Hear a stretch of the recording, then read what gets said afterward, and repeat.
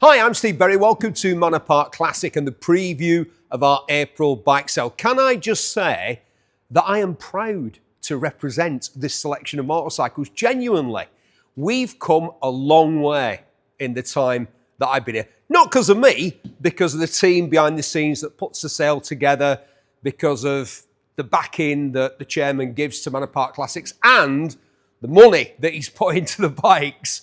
It's fantastic. What a selection of bikes and scooters. Got some awesome scoots and sidecar cup. We've got everything, including, get this, a World Superbike winning Ducati. This bike won at Misano and it's in our sale. Can I also tell you about Throttle Thursday? It's our once a month from spring to autumn bike meet. It's here. You can come up, you can see all the bikes. There'll be loads of people here if it's anything like the last one. We've got a food truck that's coming along and we've got our refuel coffee shack just over there. Yes, that's new on the mezzanine. Throttle Thursday between sort of 4 and 7 this coming Thursday and the sale this Friday. But can I just say, don't be not registering and then regretting it later on. Get online, Manor Park Classics, register to bid in our sale this Friday, the April sale at Manor Park Classics, including a bike that won a World Superbike meeting at Misano, as opposed to me, who fell off spectacularly at Misano. But let's not mention that, maybe another time. 2005 Kawasaki ZX-6R Ninja. Let the good times roll, as it said in the Kawasaki advertisements of the time. The lads have picked up on that in this description that they've written for me. 636 liquid-cooled 16-valve double overhead cam inline 4. It's got a laser exhaust. Underslung, of course, he said, because he couldn't see it. I'm looking on the right side of the bike. Oh, look at this at the back here. That's a bit saucy. Reminiscent of what MV were doing at around this time. Yeah, looks good. And the sort of underslung number plate there, which is acting as a kind of bit of a mudguard as well. There's a crack there. I've just noticed it. Make you aware of stuff like that. That bit of plastic is cracked there. I was asking somebody the other day about whether people still stitch this and kind of mend it and stuff like that, because there's so much cheap replacement body parts available online. Let's see if there's any more damage on this side because of that I can point out to you. Oh yeah, there's a crack. Yeah, it's just this piece. And he said, yeah, the guy said to me, yeah, people are still repairing these plastic body panels, particularly if they are OM. We've got some aftermarket levers here. We've got the aftermarket exhaust, tinted screens aftermarket, wavy discs. You just knew if somebody put a gun at your head, you'd say, yeah, it's going to have wavy discs. This is a lovely example. What's the mileage? 53,000. Apart from the obvious damage, it's lovely, and the fact that it's done 53,000. But of course, that's all reflected in the price. We estimate, and don't forget they are estimates, don't forget that, £2,000 to £2,500 on the 2005 Kawasaki ZX-6R Ninja. Always used to do very well in tests at the time, put up against the other big three Japanese manufacturers. The Ninja ZX-6R, always a bit crazier than the others, Kawasaki, weren't they? Whether they were actually faster, they were always a bit crazier, if you know what I mean. Anyway. Oh, I do like this. Hey, this is putting me in mind of my days on Street Fighters magazine, because this surely is, if there was a classic Street Fighter, if you looked on Wikipedia for the definition of a Street Fighter motorcycle, surely this would be the bike you'd expect to see sat there as an example of what that genre was all about. Of course, we've got the Harris Magnum II frame, very distinctive, absolutely solid, built like a, well, built beautifully and doing a great job of containing that lump of a Suzuki engine. 1127cc GSXR oil-cooled inline 4-cylinder, the legend that is, and that frame does a great job of showing it off. Obviously, there's a lot of custom parts on this bike. The levers, the rear sets, the seat unit's been adapted from something. The classic Yoshi exhaust system in very good condition with the Harris hangers. I think the rear sets are Harris as well. We've got, I think, what forks are these? Hold on. Right, are they the original GS6R forks? With these Tokico calipers and wheels. Very good tyres on it. I bet it's low mileage. Have we any idea? We've got 5,000 on the clocks. Yeah. Because let's face it, you're not going to go big distances. It's not exactly a touring bike, is it? Look at it. Absolutely phenomenal. A true muscle bike. And that frame. What a great design.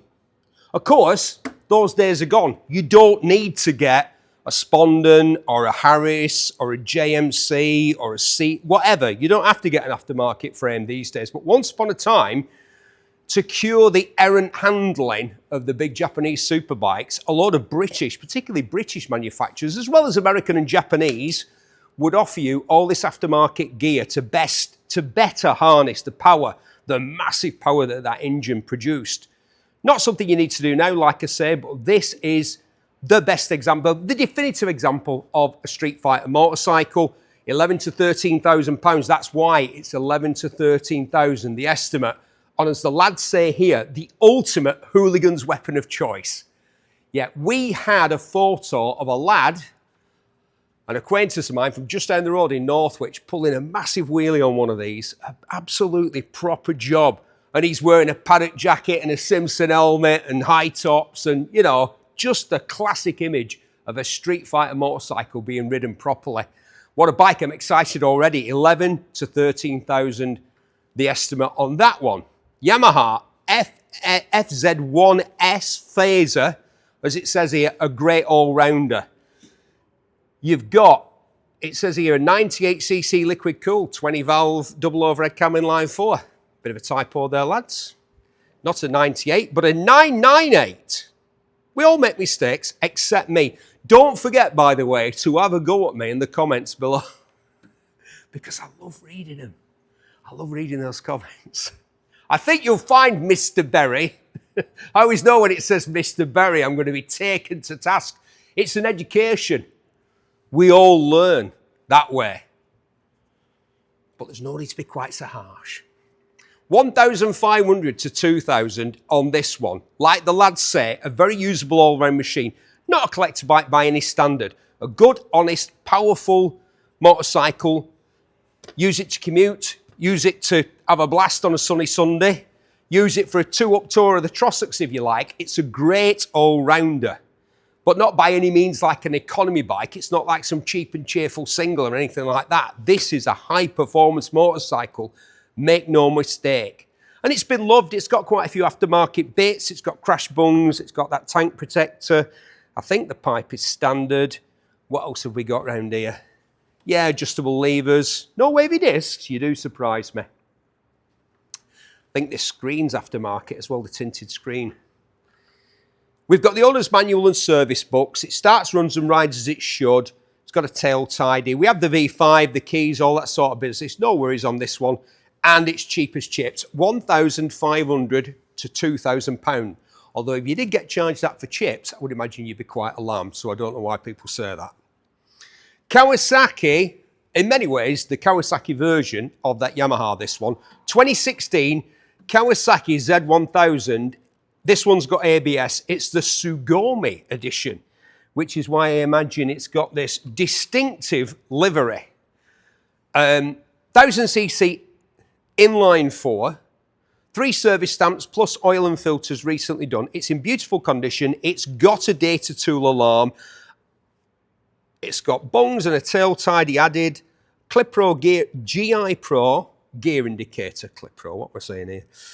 We've got all the keys and everything with it. There's a pipe on it, Akrapovic pipe. Very nice. Very tidy bike. Super low mileage on this one, I would imagine. What is it? It's Digitalis. 7,500 miles since in 10 years. Yeah, and it's been looked after, this one. Really has. 7 to 7,500 pounds on the 2016 Kawasaki Z1000 ABS Sugome. Sugome? Am I announcing that correctly? Bargain for somebody that. Very usable. Oh, here we go. Look at this. Kawasaki 2024 Kawasaki ZX10RR BSB Pathway Superbike. Rob, one of the lads here, one of the excellent team in the motorcycle department here at Manor Park, explained to me that Pathway, many of you will know this, was kind of a way to funnel people into British Superbike. So we've got virtually unused, in a cheaper package to get people into British Superbikes. So I think it's stock forks, stock frame, but it is very much a British Superbike racing motorcycle built by PCR Performance and Team 64 Racing. No expense spared on this 208 brake horsepower Kawasaki ZX10RR BSB Pathway Superbike. A true British Superbike racing motorcycle, but this was the cheaper option in an attempt to get people. Isn't it funny that, like, you sort of look at a lot of these bikes, Phil, and they've got like the sort of little dinky little levers, but on a true race bike, it's got these big long ones. And nothing's on a race bike for looks. Everything's there because it makes it go faster. So there must be a reason for that. 16 to 18,000 pounds on the 2024 Kawasaki ZX10RR BSB Pathway Superbike. If you are interested in that, you'll know exactly what you're looking at. But yet again, as I say, I am proud to represent the selection of bikes we have in this sale. We've got incredible variety, but also outstanding quality. We really have. Aprilia Tuono 1000R. An animal disguised as a motorcycle. Look at the size of it. Big bike, this.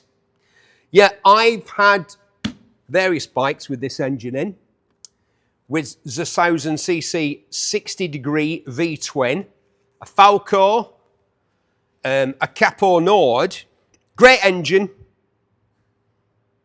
This one, oh, it's been much modified, this one. There's carbon everywhere. What's going on? Not as standard, I'm sure. Carbon there, carbon there, carbon there, carbon all over the shop. These Arrow silencers are really good quality. They're expensive as well. They're really good quality, I've always thought. And this benefits from two thunderous Arrow silencers. This bike's only done 10,300 miles in 15 years. Less than 1,000 miles a year. All kinds of lovely carbon infills. Carbon everywhere. This would have been expensive. There's some service history with this bike. We've got the V5. Like I say, it's done less than 1,000 miles a year. The estimate for an awful lot of motorcycle. I like that. It's restrained like me, Felipe, isn't it? It's classy and restrained like me. Shaking his head, this lad. 3,000 to 3,500 pounds. Right. Another bike. How many of these have I had? Three? Three, yeah. I think I've still got one at the back of the carriage. It's missing the front end though. I won't go into it. I always like these. Again, they weren't, if we're honest, they weren't the match of what Japan was offering at the time back in 1998, blimey, nearly 30 years ago. But they were British. And for a lot of reasons, they had a lot of character as well with that three-cylinder engine. Not a four, not a twin. The best of both worlds, if you will. I used to keep telling myself. Anyway, there's quite a lot of extra stuff on this. We've got the adjustable levers, domino grips. We've got an aftermarket exhaust. Yeah, it is Yoshimura. Yeah, it's all expensive kit. The extra stuff that's been put on this one looks like it might have done a few miles, and it has 30,000, just over 30,000 miles in nearly 30 years. So, again, it's not a lot, is it, when you think about it? So it's got the 955 transverse triple, 4 valves per cylinder. This one's ready to go with a fresh MOT. We've got all the documents and receipts. I think it's been loved, this one. I think it's been looked after, unlike mine, which is missing a front end. Did I mention that? Carbon fibre hugger on the back. It's the original exhaust. Oh, we've got the original exhaust as well as this Yoshi one. We've got the seat where it's got a cover now. And we have the keys and the V5, 30,000 miles from new, no reserve, on that great value 90s sports bike. Great engine. Daytona 600 Triumph. This one's done some miles.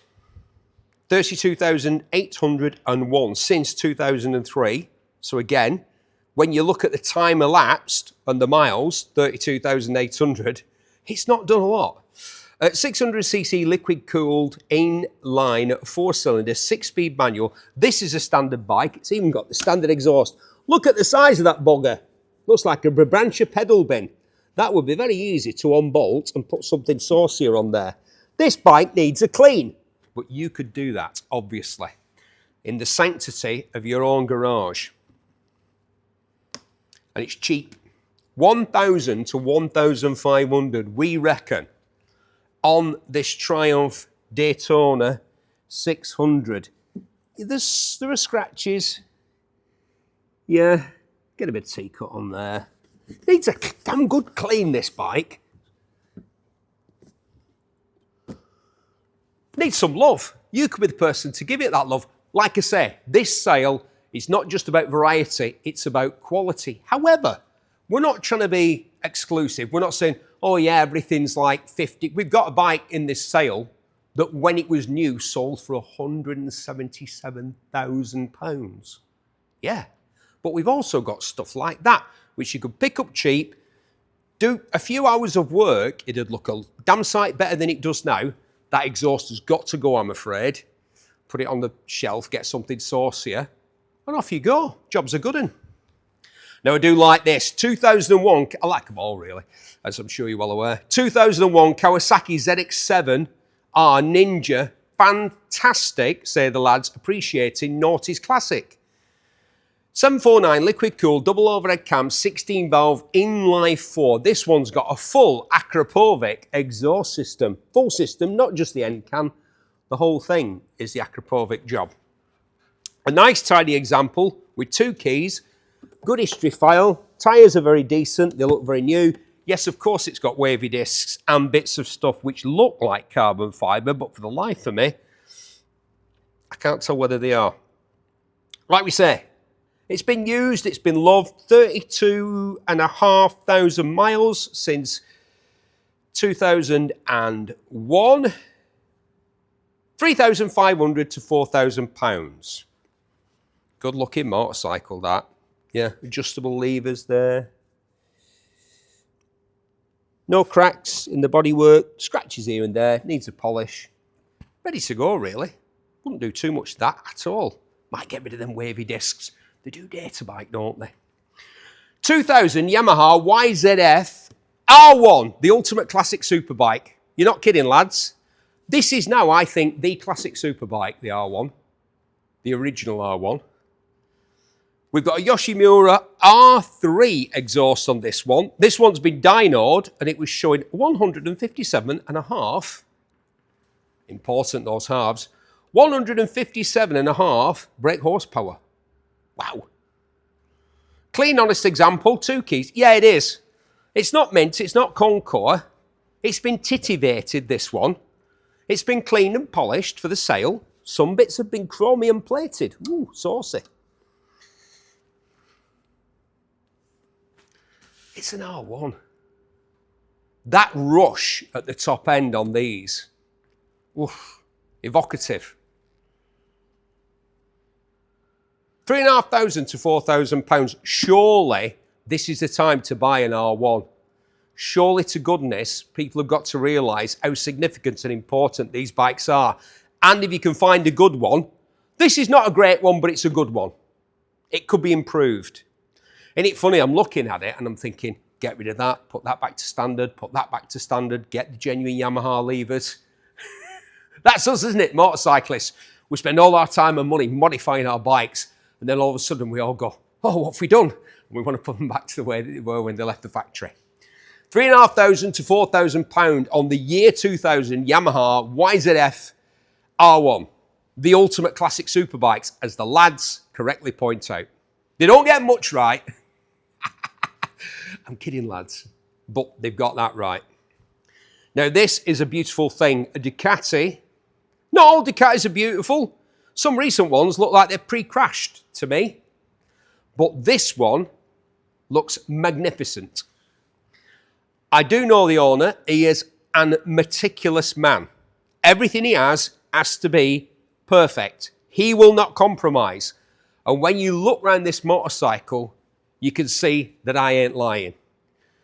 Created this 1098R Evocation without any regard for expense.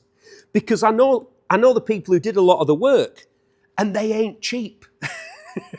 And the reason they ain't cheap is because they're very good at what they do, like the paint, which is absolutely beautiful.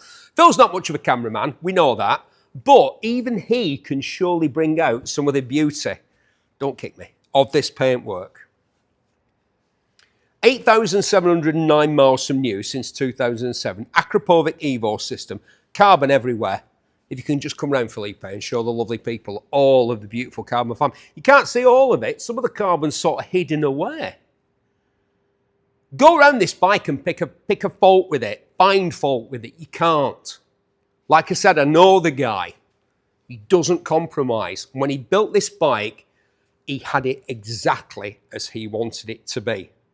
Open clutch cover, remote brake adjuster, Geartronic indicator. We've got everything with this bike. It's only done 8,500 miles.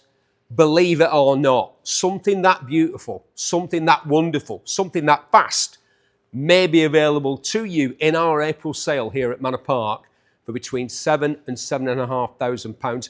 That's the hammer price. When our Tom do raise his hammer to bring it down. Come on, Phil, that's not a bad Tom impression. He's from the West Country, our auctioneer, young Tom. He's very good, but he does have a West Country. Nothing wrong with that, as people have pointed out to me. I have an accent. I don't hear that myself, but apparently. That bike is phenomenal. I think it's going to be a total bargain for somebody. That, £7,000 to £7,500, is a fraction of what it would have cost to create that motorcycle. And there is nothing that you need to do to it. Nothing. It's ready to go right now. What a bike. Ducati 1098S, Xerox livery, 2008, Alfa Romeo Puma. I seem to remember wearing leathers like this for a photo shoot. Shortly after that, I fell off and rendered the leathers very second-hand. However, the other bloke who was on the photo shoot with me had to go to hospital. I hate to... Not for an ingrown toenail, lad. It's all right. He was just a little bit banged up. But we got a bit overexcited. Sometimes that happens with motorcycles, doesn't it? We all get a bit overexcited, like I'm getting overexcited with this one. 1098 liquid-cooled L-twin Testaretta Evoluzione, producing 160 of your brake horsepower's 90 foot-pounds of torque. The owner states that it starts, runs and rides. Starts, runs and rides. Look at it. It's an absolute minter. Look at it. Gorgeous. Ideal, it says here, ideal cheap sports bike or track bike. The V5 will need applying for. I can't believe how cheap this is. I'm looking around it. I'm seeing carbon fibre. I'm seeing exotic rubber. I'm seeing this word on the tank, Ducati. Tubular steel, V-twin, the classic Ducati configuration before everything changed and they went off into the stratosphere. But still, a fast, powerful, great-looking motorcycle. £6,000 to £6,500 is the estimate. Can't believe it. Suzuki GSX-R 1300R, the legend that is the Hayabusa, in the classic configuration.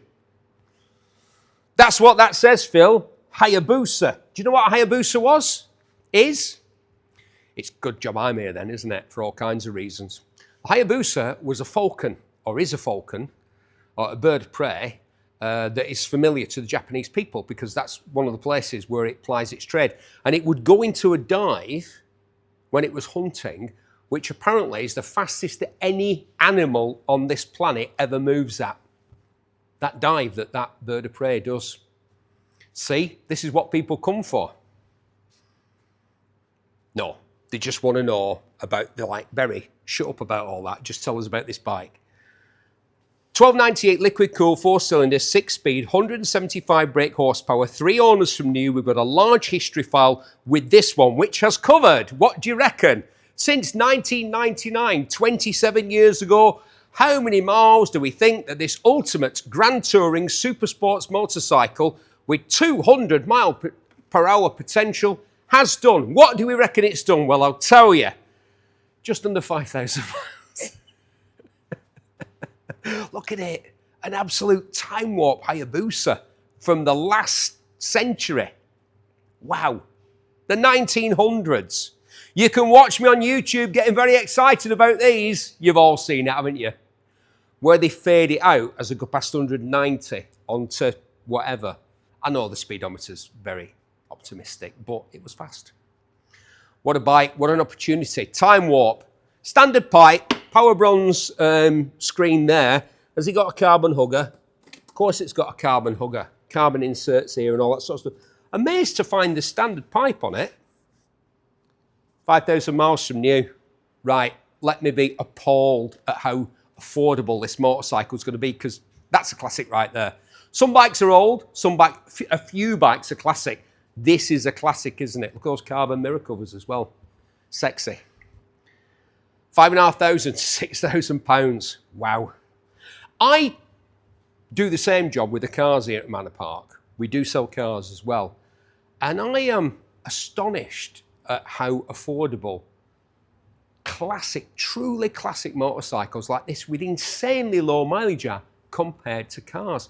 Think of the performance that you're getting from this. You are getting high-end Porsche, Ferrari, Lamborghini performance from something that's going to sell, which is mint and has done 5,000 miles, but between 5,500 and £6,000. Don't forget the fees.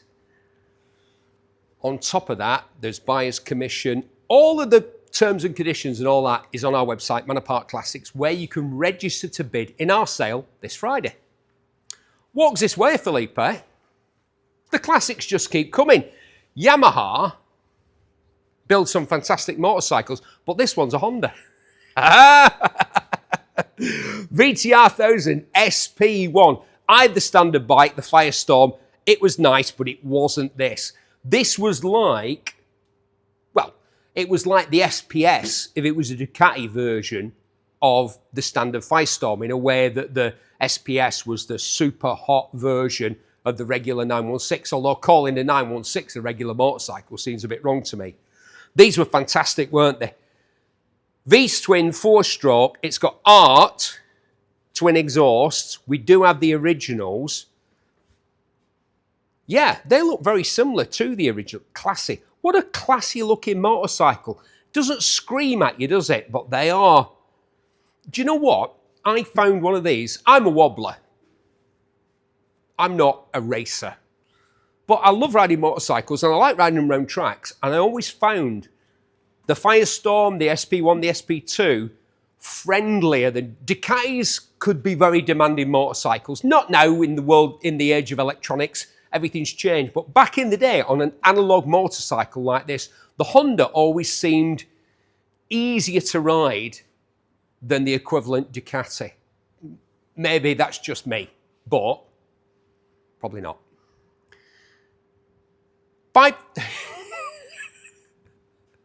What do you reckon, Mr. Phil? How many miles since 2002 on this one? Go on. Yeah, brilliant guess. Oh, you've read. Don't you read it off the card and then pretend that you've guessed the mileage. Just over 5,000 from new. What a classy looking bike. I think it's more or less completely standard SP1. We've got this damper here. There's a damper. Weren't these limited edition? I'm looking for like a serial number. I don't know if the clock. Yeah, that's standard. That's been added. Steering damper and cans, and we do have the original can. And of course, it's had a hugger fitted on the back there. Don't think they're standard either.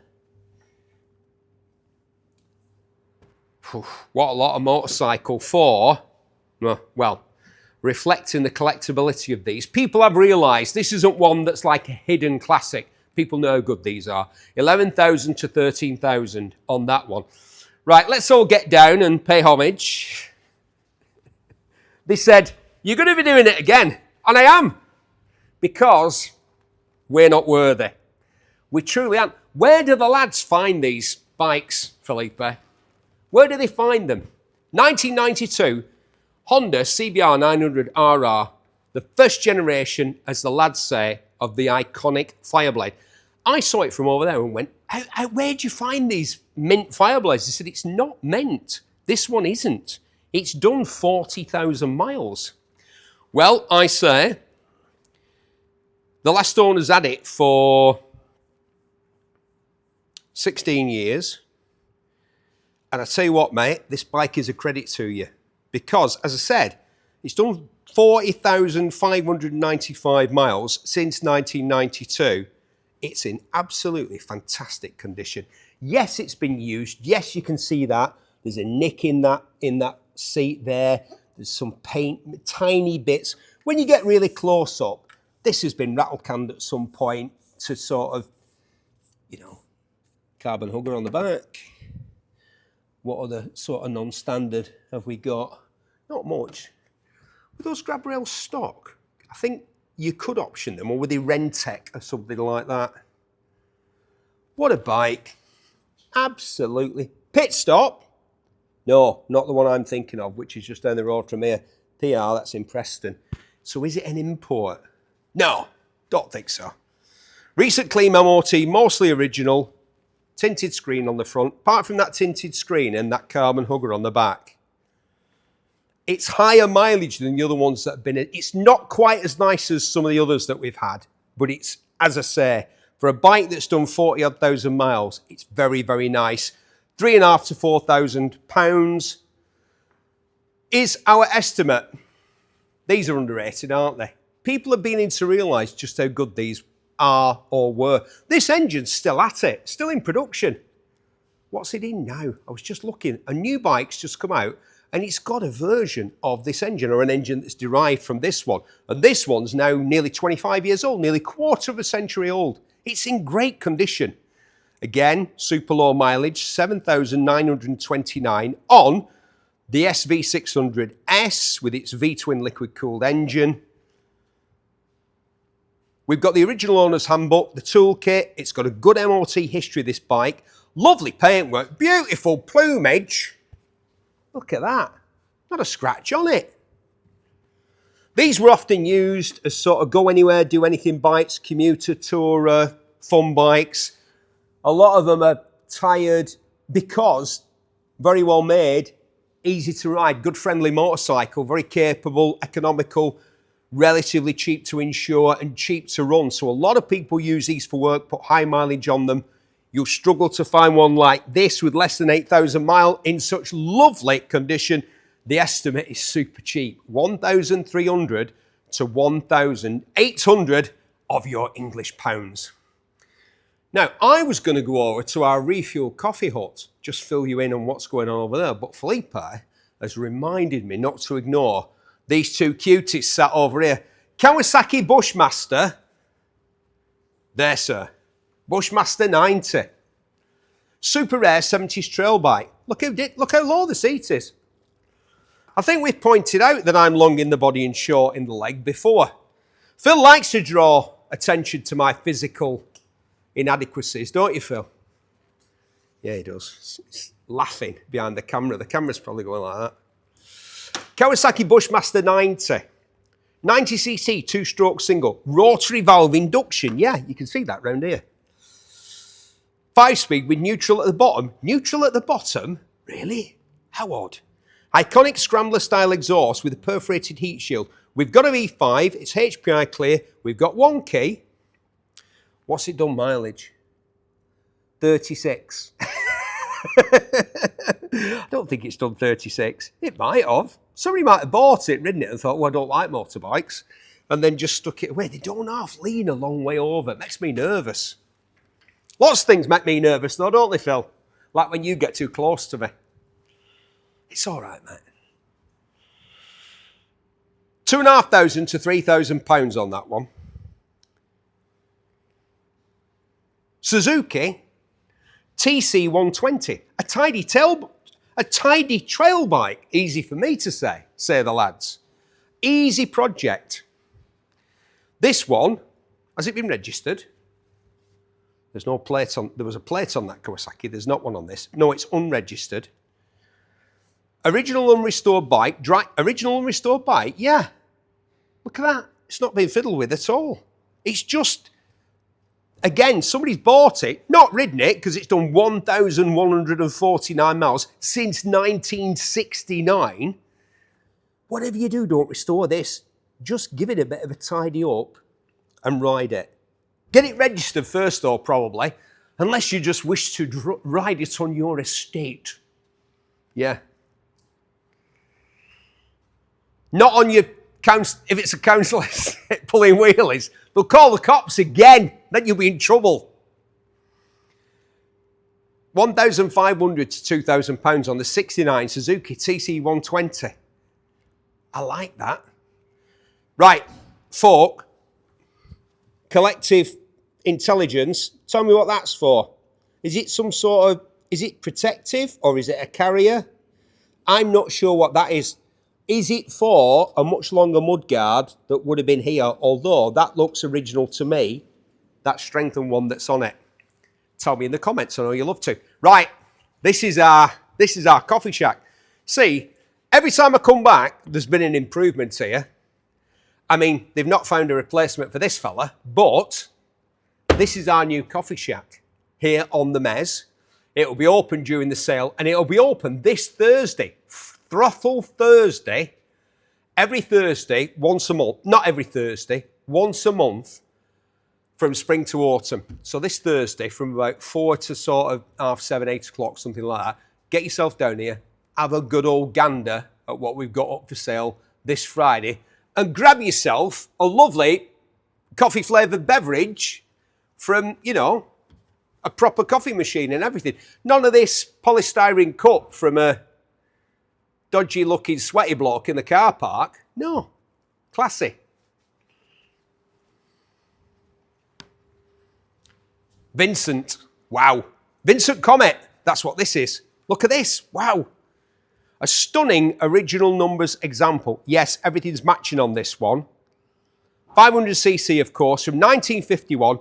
Original front and rear frame numbers. Original registration. We have a certificate of authenticity with this beautiful motorcycle, legendary motorcycle. We've got the buff logbook, a large pack of documentation and receipts. We've got the V5. It's going to be expensive, this one, isn't it? We've got the V5. We reckon it's done. Well, the odometer, oh, not the big, like, sort of dinner plate odometer that I was thinking it might have. No, it's too early for that, isn't it? It's 7,775 miles since 1951. This is the Comet, of course, the 500 single. John Surtees started his race career on one of these. He worked at Vincent in Stevenage. I went there to where the factory was. What a bike. Look at this one. Absolutely gorgeous. I could tell you what's wrong with it. I'll tell you what's wrong with it. Nothing. We've had an acknowledged Vincent expert, who happens to be a mate of mine. Not many people are. Any idea why that might be, Phil? Tell me later. Mate of mine has been in, he knows what he's talking about. He's bought and sold a lot of these bikes, and he said, do you know what? That is absolutely lovely. There is nothing wrong with it. The previous owner has modified it. Look, Felipe, can you show people this? Modern twist grip switch gear, because he wanted to use it. Now, obviously, this can all be put back to how it was when it left Stevenage. How many years ago now? 75 years ago. Wow. It can be put back like that. But for usability in the modern era, that was fitted. That can all be put back to standard. Oh, what a bike. The estimate, £13,000 to £15,000 on the 1951 Vincent Comet Series C. We're at the Vincent now. It doesn't say HRD, the original founder. What was he called? Harold Raymond Davis. HRD. And then the bike was called the Vincent. This is when Philip Vincent, yeah, and Phil Irving, who was designer of the engine, the plumber's nightmare that was in the Black Shadow. Wow, what a bike, the Comet Series C. A Vincent Rapide. Wow, Series C. The twin-cylinder version of that bike, you're going to say so much more, so much better, so much whatever, so much more money. In a second, we'll come to that. Original front and rear frame numbers, we've got all that. Original registration, certificate of authenticity. We've got the buff logbook. It's had the same owner for the last 28 years. We've got a large pack of documentation, receipts, photographs. We've got the V5. I'm going to stand back and let Felipe show you the unique beauty of one of the legends of motorcycling. The Vincent Rapide Series C from 1951. Look at it. What a bike. One of the greatest bikes ever made. Not just one of the greatest British bikes, obviously. One of the greatest bikes of all time. Again, there's some modern stuff here. These bar end mirrors, I can't imagine are original in any way. But the geezer was riding these bikes. So he made some subtle modifications, all of which can be put back. And these tyres look a bit modern, but, you know, if you're going to ride it, and I have ridden these bikes at speed, I can say that, and they're amazing, but you want to be able to turn, you want to be able to stop, you want to be able to keep up with modern traffic, deal with what modern traffic might throw at you. It's not 1951, it's not. 32,000 to 35,000. Wow. It's like being able to buy an Aston Martin DB5 or an AC Cobra or something like that. Just an absolute top of the tree British motor engineering. But because it's a bike, you can have it for 32 to 35,000 pounds. What a thing. And now for something completely different. 1964, it's as old as me. Which is better looking, Phil? Why do I work with this guy? Right, hold on. I've got to get on this. A Velocette LE. Kind of 64, Vespa and Lambretta were shifting, and we've got some fantastic Italian scooters coming up later on in this sale. Absolute top draw stuff. Vespa and Lambretta were shifting enormous numbers of scooters here in the UK. Most of the British manufacturers had a go at a scooter. Most of the scooters that they made were disastrous. In fact, the Velocette Viceroy, which was their big touring scooter, is credited with bankrupting the company. This was a much better idea. The Velocette LE. Kind of half scooter, half motorcycle. You've got the weather protection, you've got the same sort of scooter seating position, but you've got the big wheels of a proper motorcycle, which give it much greater stability and comfort and road holding. All kinds of technology built into this. Keep that weight down low. Easy to ride, kind of for the non-motorcyclist, but that doesn't mean it's not very clever the way that it was done. Horizontally opposed boxer engine like a BMW. Like I said, keep all that weight down there. This one's got matching numbers. It's been fully restored. It's a 12-volt version. Stainless rims and spokes, as you can probably see there, because they'd be rotten by now, wouldn't they? I mean, I've been around as long as this and I'm rotten. Don't be deceived by this facade, Felipe. It's not, you know. But I haven't been interfered with like some people who on the telly. Yeah, they've had work. There's been no work here. I'm original unrestored. Starts, runs and rides this one. 20,000 miles from new. Yeah, because it was built as a commuter bike, and I think the cops used these, didn't they? And the AA used them and all sorts of people because it was reliable, easy to ride, comfortable, bit of weather protection, bit of wind protection. 1,000 to 1,500 pounds. A revolutionary motorcycle cum scooter. The Velocette LE. Cheap. 1,000 to 1,000. I'm saying that again. I can't believe it's that cheap. We think the hammer price. And it's been restored and sorted out. It's ready to go. You don't need to do anything to that. I'm tempted. Look at this. The Panther. They brought Panther back. Phelan and Moore. No, it's some Chinese company, isn't it now? It's not Phelan and Moore of Yorkshire, England. Yorkshire, is that a Yorkshire accent? What do you think of my Yorkshire accent? Is it as good as my West Country accent, Phil? We got like Panther in like Yorkshire happen by heck. 3,750 to 4,250 on the 600cc 4-stroke single. The sloper, it fires every lamppost, they used to say, didn't they? Very popular for pulling a combination. Do you know what? It looks to me like, I know it sounds a bit mental, this, it looks a bit American. It's sort of all big and chromy, and it's not even two-tone, it's like three-tone, isn't it? It's black, it's cream, it's got these red and black coat stripes, it's got gold on the badge. They're really trying to sauce it up, aren't they? Which is what?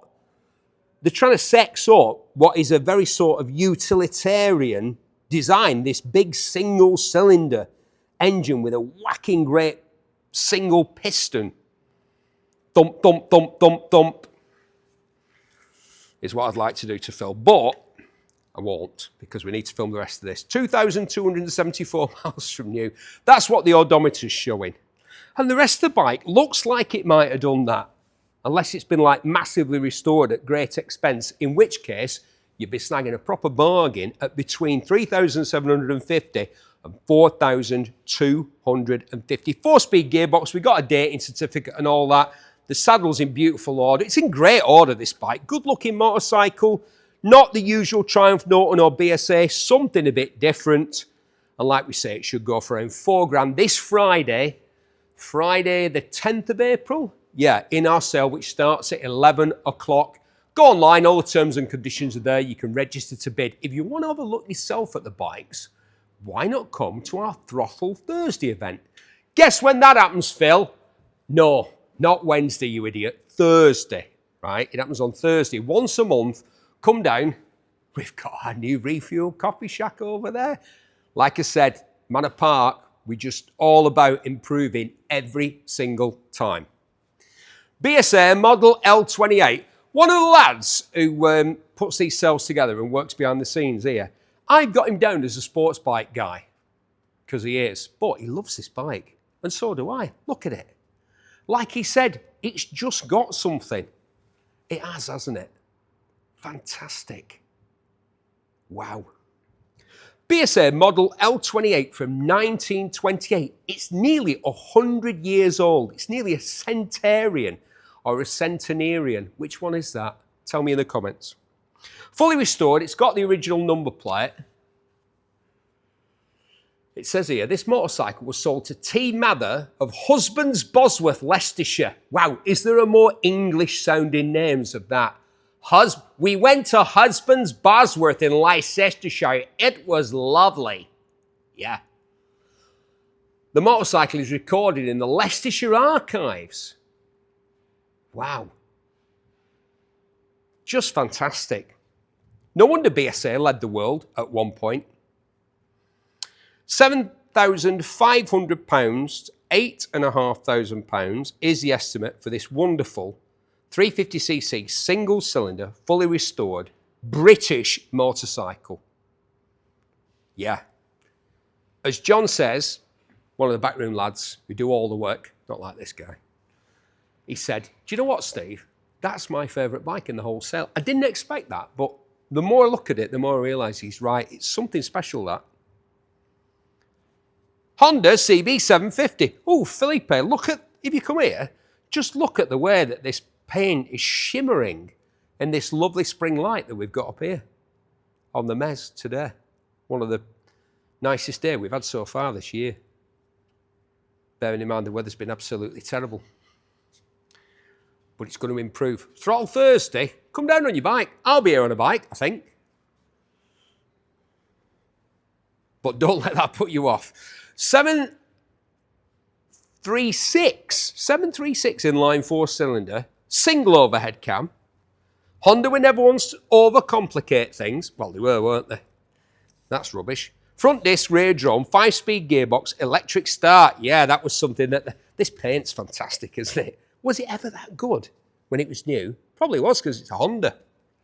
You know, I like... They were going, oh, you like Hondas, you, don't you, very? Yes. I like... Oh, no, don't say what your favourite marks are. Keep that secret. Honda Ducati Triumph. No. Right. So, a fully restored CB750 from 1974. Woof, wow. This is museum quality, surely. You need to step back, Felipe. You're getting too close. Come back and drink it all in. Oh, look at that. That's right, mate.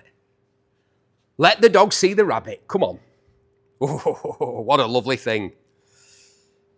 Odometer, 3 miles since the restoration. Yeah, 3 miles. This is what we know, that it's got 3 miles on the clock, so we tell you. But that would be since the restoration, I should imagine. Otherwise, we won't be looking at 3,750 to 4,250. Again, like I said when we were over there by the Vincent, that, in many ways, is the Japanese equivalent of that Vincent. It is an ultra classic. It is top 5, potentially top 3 of all time in motorcycles manufactured by that nation. That's the Japanese equivalent. 3,750 in beautiful condition. Just look at it. Completely standard. No modifications, additions. Restored to as it came from the factory. 3,750 to 4,250. Wow. Norton Commando, you know what I think of these. Favourite bike of all time. This sale. That's why I said at the start, I mean it. I am proud to represent this selection of motorcycles that we have for you this coming Friday.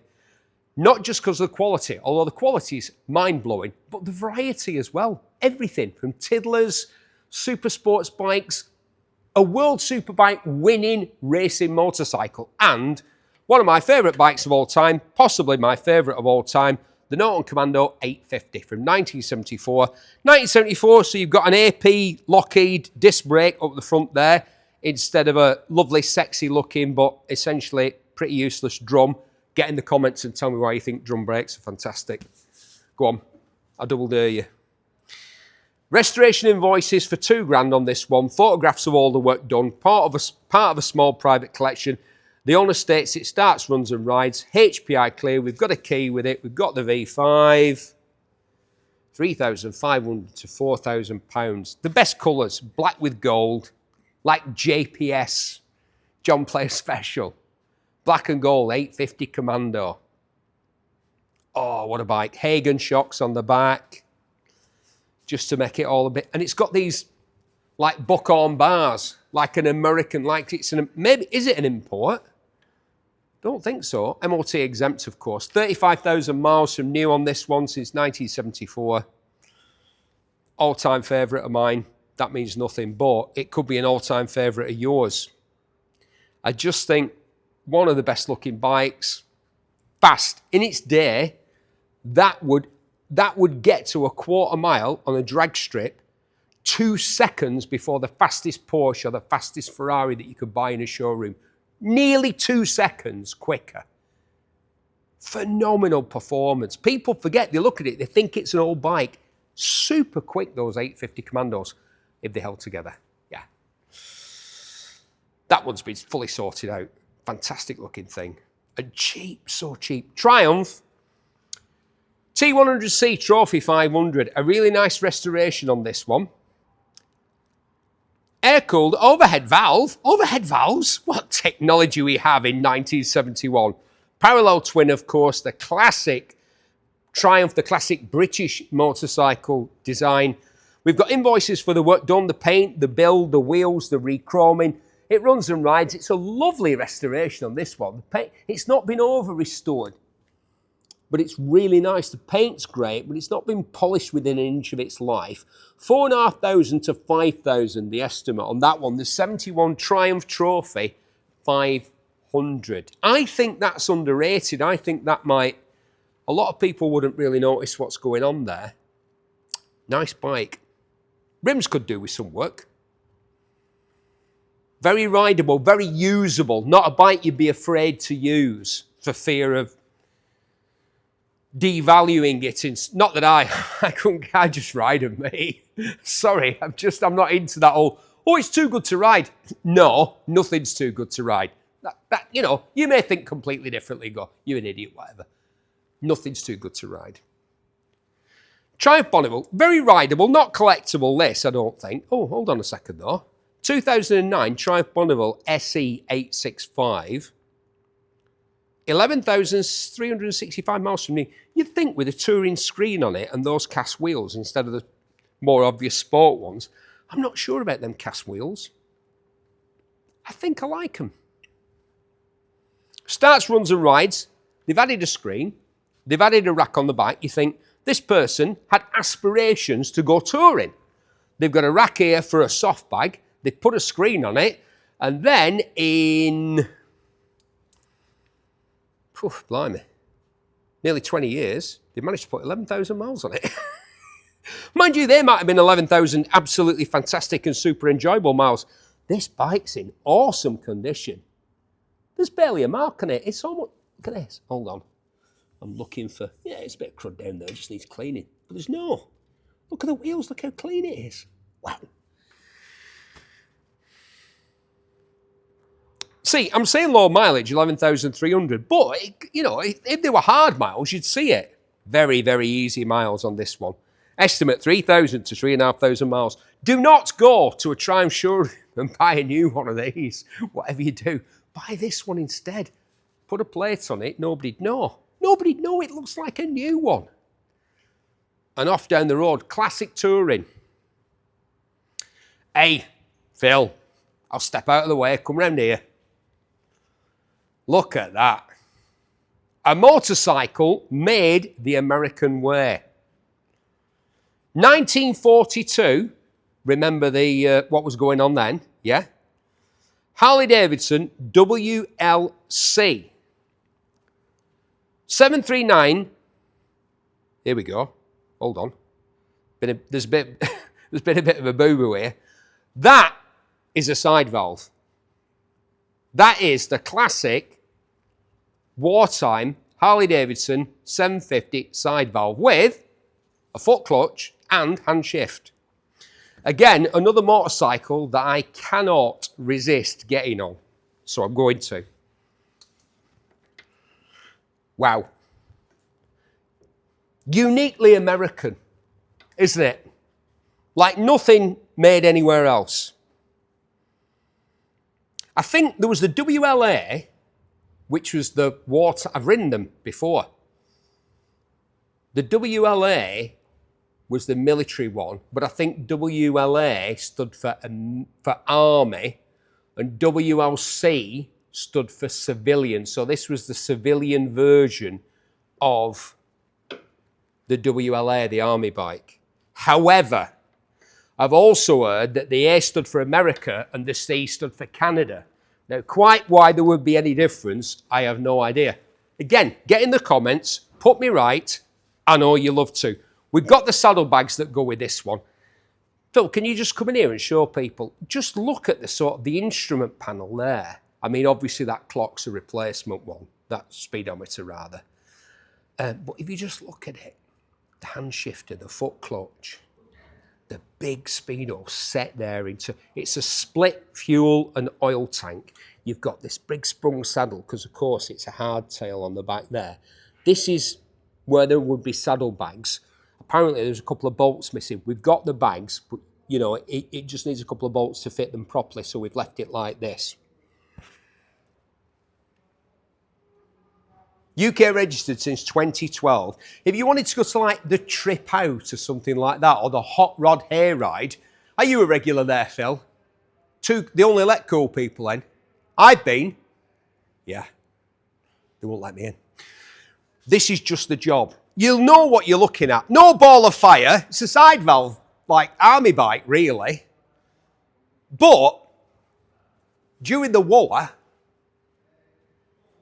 this was often the first thing in. They called it the Liberator because it was the first thing into like territory that we'd reclaimed from the horrible people. And so the first, some poor sods that had been under the Nazi yoke, the first thing they'd see is one of these Harleys rolling. It was, you know, some lad with the submachine gun. They often had the submachine gun, the lads that rode these, or a sidearm, because it's really hard to operate a rifle. You're riding one of these. I just think it's everything. It's so different to a European or a Japanese or British bike. What a piece of kit. Price reflects the collectability of these bikes. I was going to say rarity. They made loads of them.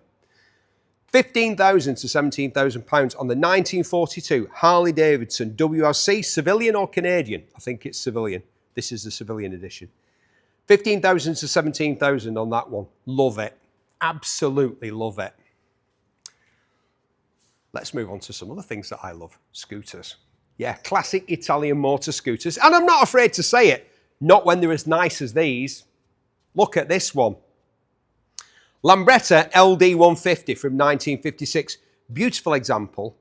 It really is. I think most of these are from the same collection. We have had quite a few of the classic Vespa and Lambretta motor scooters in our sale before, but I've never seen this quality until now. Speaking as the former editor of Scootering magazine, the world's only monthly full-colour publication devoted to classic scooters, I feel I'm qualified to say that. Not qualified in virtually any other department, but in that one, I believe I am. This one featured on the TV show Salvage Hunters. I know both the people off that. I know both of them. I went to a lap dancing bar with Drew, but it was shut. So, but the thing was, at night, it was what they call a gentleman's club. There were no gentlemen in places like that. It was a gentleman's club. But during the day, it was kind of an informal coffee bar. So we just went in there for a brew, but we had to sit on a vinyl banquette. Are you familiar with a vinyl banquette, Phil? There's a reason. Anyway, it was on Salvage Hunters. Look at it. Fantastic. The proper rubber floor mats, the repro, obviously. These inserts, the hard-to-get bits on all of these bikes from this era, bike scooters, whatever. The hard-to-get bits are trim. Stuff like that. These vents there on the side panels, that's what goes missing. That's what's not there. Rubbers. Presumably they're remade. Bits of trim like that. The original clock. St. Christopher there, just in case you need a bit of luck. Good luck to everyone in our sale this Friday, and good luck to the vendor of this 1956 Lambretta LD150. It's an air-cooled two-stroke single, you know that. It was completely restored a few years ago. We got the owner's manual and the old MOTs, 3,250 to 3,750. It's got white wall tyres. You've got me at white wall tyres. Vespa. As I've told you, I used to have to ring up Vespa in Pontedera all the time. And there was a lady who used to answer the phone, and you knew she was puffing on one of those smelly cigarettes while she was talking to you. Because I go, hello, and they go, yes, yo. The craggiest voice of anyone. I'd say, hello, it's Steve Berry from Scootering magazine in England. Prego. Put me in my place, she would. Look at this, it's gorgeous. Vespa 150, 1964. Again, the same vintage as your presenter here. But I won't ask Phil to comment on that because he just says nasty things about me. I'm beginning to take a dislike to it. I thought I liked him at first. Bring back Fazer, I say. Gone off to Hollywood, Fazer, to make his fortune. I like giving people a leg up. Do you know what? I'm looking around this scooter, here we go. There seems to be a bit of a paint mismatch, slightly. Is that just the light here? Can you come around here, please, Phil? A little bit of a mismatch there. This has got the proper rubbers there. They often go missing. You miss these as well. This is what I'm liking about the scooters that we've got here. All the stuff that goes missing is present. All the bits of trim, all the extra stuff. This is where the Italians got it right. 4-speed, this one, with a 150cc single-cylinder engine, powder-coated wheels, all new bearings throughout. Yeah, you don't want to lose a wheel bearing on one of these things. They're unstable enough as it is. I love these things, but they are unstable compared to a motorcycle. Look at the size of the wheels. That's an issue. Is that an 8-inch wheel? I think it is. Yeah, so you really don't want to be losing a bearing or anything else on these. What a great looking bit of kit that is, isn't it? Isn't it sexy? I love it. Full motor restoration, chassis plastics and everything else restored and painted professionally. New handlebars, well, they're not really handlebars, are they? Levers and switches, new tyres. New tyres? Surprised they still make those 8-inch ones. Stunning restoration, 3,250 to 3,750. I like the clean look of this one, which is a 1965 Vespa 125 Sprint. Yeah, it's a bit sportier. That one was a bit more of a tourer. This is a sort of a young man's thing, isn't it? You'd be like that in the piazza. So this is how you do it. I'll show you. You sit like this and you go, hey, no, no cliches, no stereotypes. You just sit on it like that. Smoking kills, but you do look cool. Puffing on one of those cigarettes that I just mentioned before, just acting cool. Maybe with a sweater, cashmere perhaps, like folded over your shoulders, like that, just acting cool. You could do that in Runcorn Town Centre, what do you reckon? Maybe not. That's where we are, by the way. We're sort of between Warrington and Runcorn in the Cheshire countryside. Dead easy to get to. Great motorway connections to where we are at Manor Park. I sometimes come on the train from Manchester. It takes about 20 minutes to get here, just down the road. Walking from there, it's nice. Come and see us. Bikes this Friday, cars this Saturday, and in the bike sale on Friday, this lovely Vespa. Part of a private collection, recent overhaul including paint. It's in great condition, looking for a fault. That's why I'm waffling. 8 Continental tyres, proper jobs. Yeah, and 10-inch wheels. I might have been incorrect earlier when I said that one had 8. Actually, there might be 8s. I think I was, for once I was right. This one's got 10-inch tyres because it's a sport. I do love the badging and everything. The Italians got this so right. You only have to look at the stuff that we produce and the Germans and everybody else who tried to make, even the Japanese, the Fuji Rabbit and stuff like that. Just disastrous. The Italians got it bob on. That is absolutely great. 3,250 to 3,750, 65 Vespa 125 Sprint. Lambretta LE MKIII, 1959. 4-speed manual, registered historic, non-transferable number plate on the back, which is a nice 3 and 3. 2-tone paintwork. Again, it's been restored. Rather lovely. Lambretta. Lambretta is the river, the Lambrette River in Milano, which is where the Innocenti, see, Phil, I've got all the pronunciations here. Oh, yeah. Like a native of Bury, Lancashire. Yeah, so Innocenti, who made all sorts of things, including some nice little cute sports cars and minis under license, were the makers of the Lambretta, which was called after the river that ran past the factory. A little bit of sort of factual information. 65, optimistic for one of these, but are not the prettiest, I don't think, of Lambrettas, but again, that's reflected in the price. I think it's got a very distinctive look, the LI 125, the Series 1, with that strange, where they put the headlamp there, big mudguard. Not as pretty as the others, but you might like it. It's distinctive, it's unusual, and 3,000 to 3,500 on the price. There's some saucier Lambrettas coming here in a minute. You'll notice they're more expensive than this one. Vespa 125 from 1960. I love this colour. What would we call this? I know it's green. Don't say green, Phil. Don't. I know you're going to say it. What would we call it? British racing green? Forest green, perhaps. 4-speed manual, restored bike. Diddy wheels. What year is it from? 1960. Oh, that's why it's got little wheels on it. 4-speed, I thought it might be a 3-speed. 2 separate seats. Look, you've got springing on there as well. And it's got suspension and you've got springing there. But I've been to Italy. In fact, I've travelled in Italy extensively. From like the bottom, from the heel of the boot, Puglia, right up to the top, Aosta, to Torino, Milano, Roma, Napoli. I've been all over the shop. Sicily, yes. Sardinia, yes. Probably more extensively than I have in the UK. And everywhere I went, there were terrible roads. Just like the UK now. Yeah, that was years ago. Again, I'm going to sit on it because I like it. Lovely.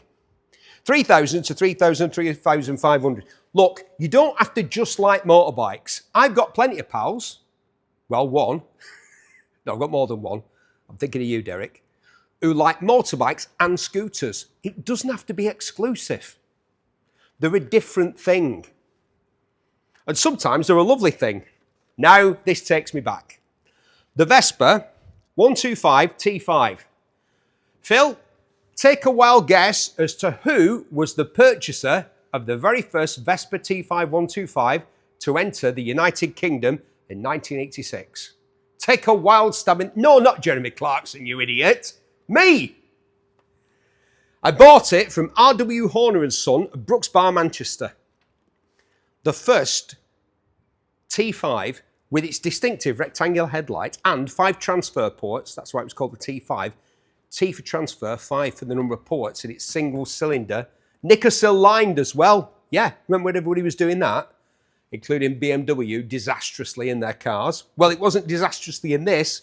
That sort of cam tail on the back. I loved mine. I did considerably more than 1,000. Oh no, that's 9. Is that 19,000? Yeah, 19,600. How can this have done nearly 20,000 miles? It's an absolute minter. Look at it. Look at those plastic wheel discs. Mine had them as well. Yeah. And this one's got Michelin's. I fitted Bridgestone Battle Axes, which were quite sticky tyres. However, they lasted about as long as a tin of Kiwi polish for me Doc Martin boots. They were sticky, but they were done after like a few weeks. Well, a few weeks, to say a few weeks. I'm exaggerating as usual. A few months. I saw one of these the other day in great condition, and it was a great little story. I'll be very quick with this one. It was at B&C Motorcycles, Manchester's oldest and still running motorcycle repair shop. And it was a father who brought it in for a recommission so his son can ride it. And his son was there with him. And this lad's face, honestly, it nearly brought me to tears. He was absolutely made up. And I thought, yeah, this is exactly the same as me 40 years ago in 1986 outside Horner's. We were outside B&C on the east side. Horner's is on the south side. I thought 40 years on, the same thing. A young lad getting excited about one of these. That could be you. Probably not. You're probably like me thinking, I always wanted one of them. Well, you can have one now. 3,250 to 3,750 on this air-cooled 125cc 4-speed manual twist grip gears. Yeah, of course it's got twist grip gears. It's a Vespa, a real one. Fantastic. 3,250 to 3,750. I don't remember that colour. The ones I saw were all white or red or silver. Mine was red. Oh, fantastic. Lambretta LI 150, Series 1. Outstanding 50 scooter. 150 single cylinder 2-stroke. This collection of scoots are really, really nice. They're a credit to the guy that had them. They're all minters. Absolutely mint to death. Lovely, lovely thing, this one. It's very 50s, this subdued sort of cream, and it's not a pale blue. It's a mid blue. I think we had a bathroom suite like this back in the day. This sock, don't pull your face, Phil. Better than avocado. I bet that's what you had, didn't you? How much on this one? Oh, it's done big miles, actually. Well, big-ish. 43,473 kilometres and then been beautifully restored. All original, it looks. This all looks like proper original Innocenti stuff. The clock, that's just been polished up, refurbished, etc. 3,250 to 3,750. Now, the fellow was a big scooter enthusiast, and this is, I tell you what, right, here's the thing. You've seen the sort of machinery that we have in here. These are quick. They're properly quick across town. Obviously, you get it on the open road, no, but do you know what? I like it in black like this. Has it got an aftermarket shock on it? Paoli.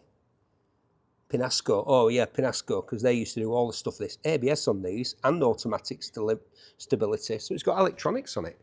Like I said, they're properly quick. 278cc, 4-stroke single, liquid-cooled, electric start, CVT gearbox, twist and go. It's got ABS, aftermarket exhaust. Is that a Pinasco as well? We used to put them on these back in the day, Pinasco. It's an Arrow. This is quality kit on this bike. It looks like a brand new machine, this. What's it done? 1,240 miles from new. And this fella kept everything in absolutely mint condition. What do we reckon on this one? Is it no reserve? Not a classic. 2018, it might be one day. And not a Vespa like those over there. Something, again, something different entirely. You go around the world on one of these, you know. As long as you can keep all of it. The bad lads love these, don't they? Because they can go 2 up. Yeah. Great looking thing as well. Like that screen. No reserve. 2018. 1,240 miles from new. Another LD. Stunning example. As we say, 148cc air-cooled 2-stroke single-cylinder engine. Because that's what it's got. First-class restoration. They are. Again, I'll say it again. I love these colours again as well. That pale, so evocative, isn't it? Of 1958. La Dolce Vita, eh, Phil? Not just a pizzeria on the Warrington Road, but also a great film with the annoying Audrey Hepburn. She's annoying in that film if you watch it now. Back in the day, that was meant to be endearing. Now it's just annoying. 3,250 to 3,000. I'm struggling to find stuff to say other than to say to this gentleman who had this collection of scooters, which we've ended up with in our sale this Friday. Sir, high standards, a brilliant job. Everything you had was mint. Vespa GTS 250, the 250 version of the 300 over there. Don't know if this one's got ABS. Don't think so. Has it? I'll look down there. Oh, he's uprated it again with the Penasco front suspension on there. Of course, it's a disc brake where there was once a drum. These tyres are a lot better than the ones that they used to. Obviously, the traditional ones had tube tyres. These, of course, are tubeless. Very comfortable thing to ride. Rev and go. Must be low mileage, this one. Yeah, again, just over 1,000 miles from new. Fuel injection, obviously, rather than an carburetor. No reserve. 2009 Vespa GTS 250. Find a mark on it, you won't. A meticulous man. Another meticulous man. The reason I keep saying that is because I'm not. I'm more happy-go-lucky. But some people are just a bit OCD, aren't they? Nothing wrong with that, because the rest of us can benefit from their obsession with having everything right, everything just so. Whatever you think of scooters, if you like them, this collection that we've got in this sale, they really are something special, and none more special than this Lambretta SX150 from 1968. Now, when I was talking about the LDs and the LIs, the more sort of chunky Lambrettas, and saying not perhaps the prettiest, I was thinking of these, the Lambretta SX series. The slim style. Slimmer, saucier. 148, single cylinder 2-stroke. It's got a pipe on the back there. Let me have a route round there, Phil. Just have a look what that is. I think is it a Fresco? I think it might be a Fresco. Either that or a PM tuning one. From the lads up in Preston. They have some lovely scooters up there. Spare wheel carrier there. Bit of rack on the back. Nice seat. It's been recovered. Feels like leather, because of course they would have been vinyl originally. I do like this two-tone in 2 dark colours. Bit of chrome plating there. What's in the butty box? That's what we called it, the butty box. A lock. I always think I'm going to find money in places like that, Phil. Then I'd just ask you to switch off the camera and split it with you. You'd do that, probably. Love it. SX150, 1968. 1 mile since it was rebuilt. It's got a new clock on there.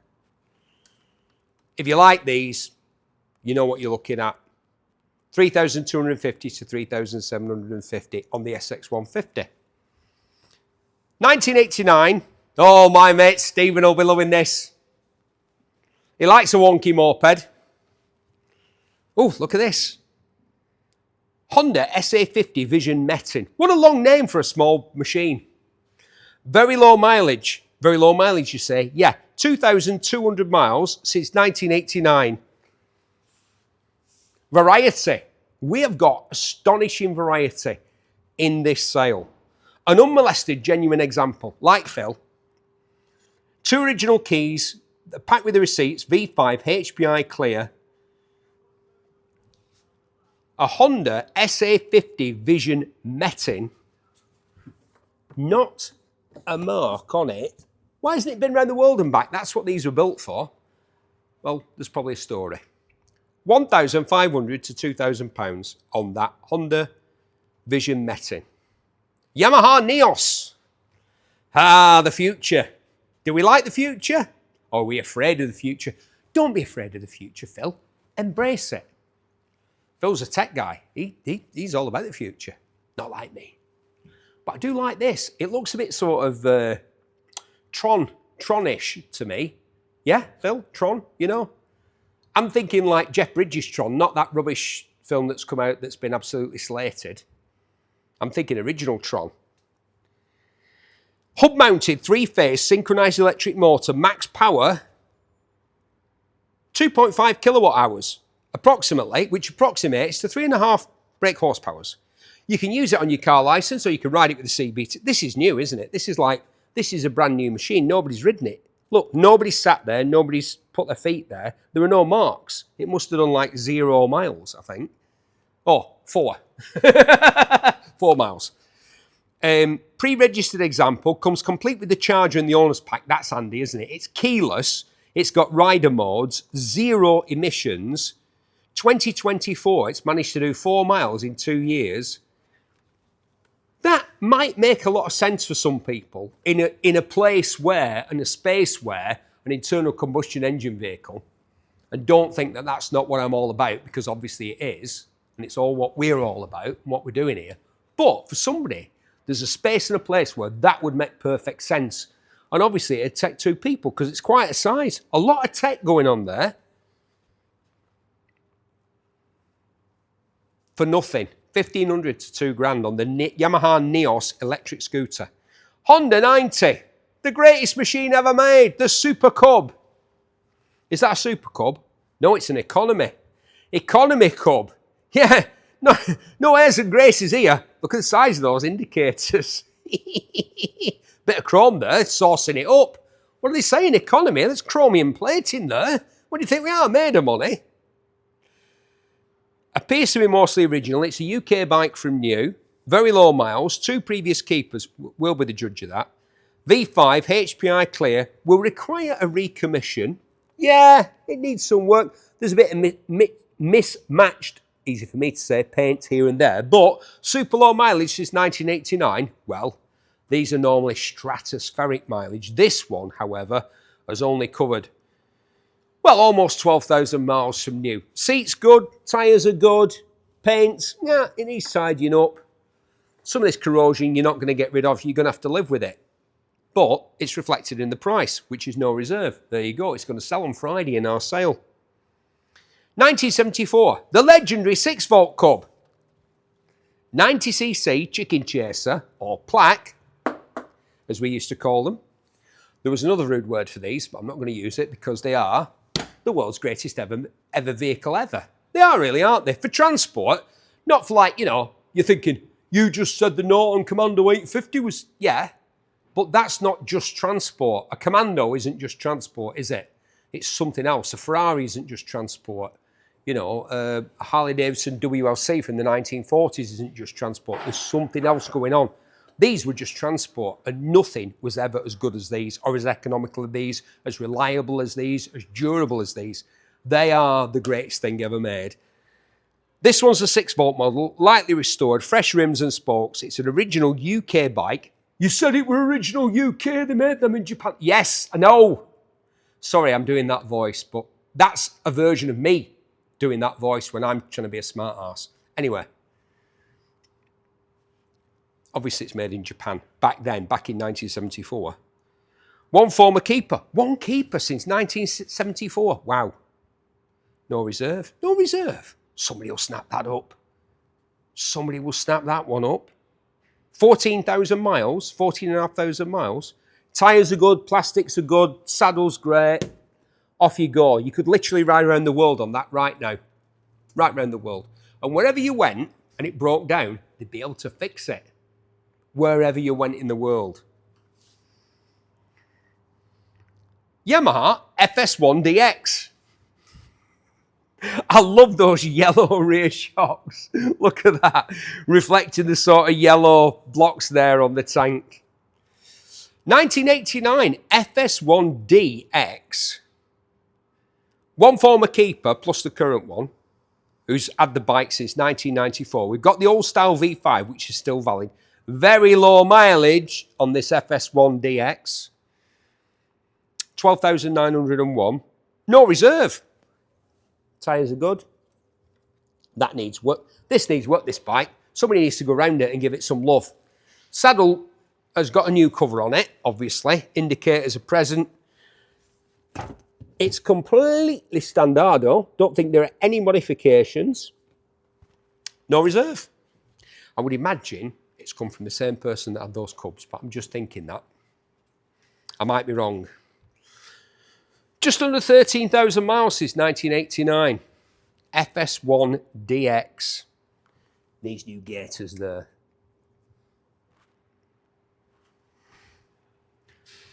(2017) Honda CRF125 FB big wheel. A long name for a relatively small motorcycle. 125.9. That's right. Air-cooled. Single overhead cam, 4-stroke. Good overall condition. A big wheel for future Jeremy McGraths. So is this for a teenager? Yeah. How old would you be?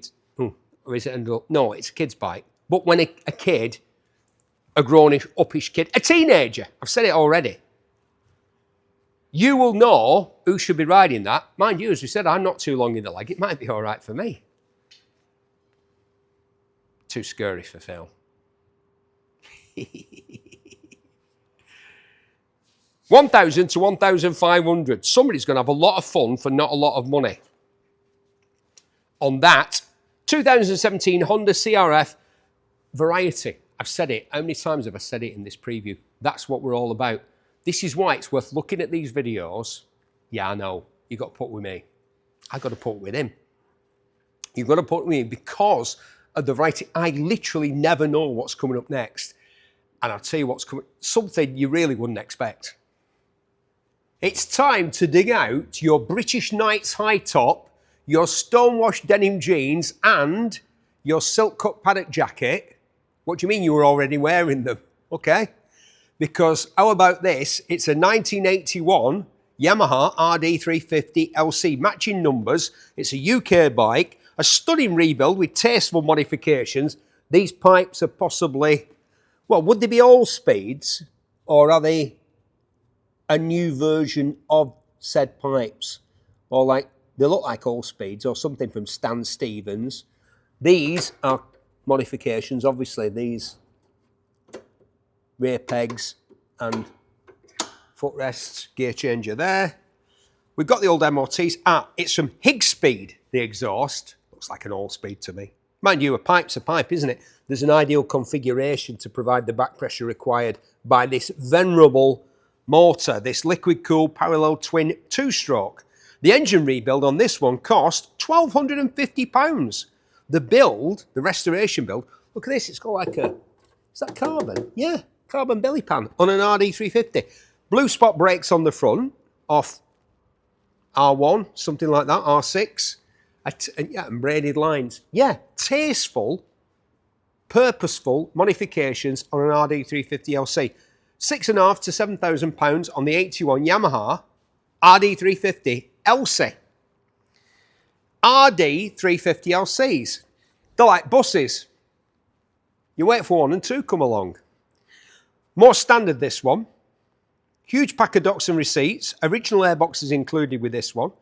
The frame's been powder coated. New engine oil seals. New chain and sprocket. Recent YSS rear shock absorber. Starts, runs and rides. It's HPI clear. It's done almost 33,000 miles since 1980.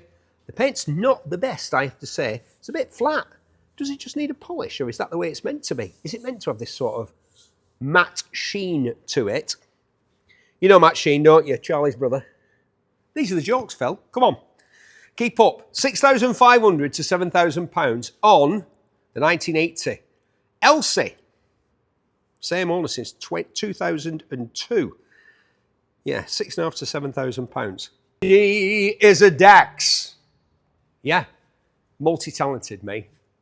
One day we'll find out what they are, but until then, I'll tell you about this Lady Dax. Yeah, a motorbike, but for a lady. Back in the day when they could get away with that sort of thing.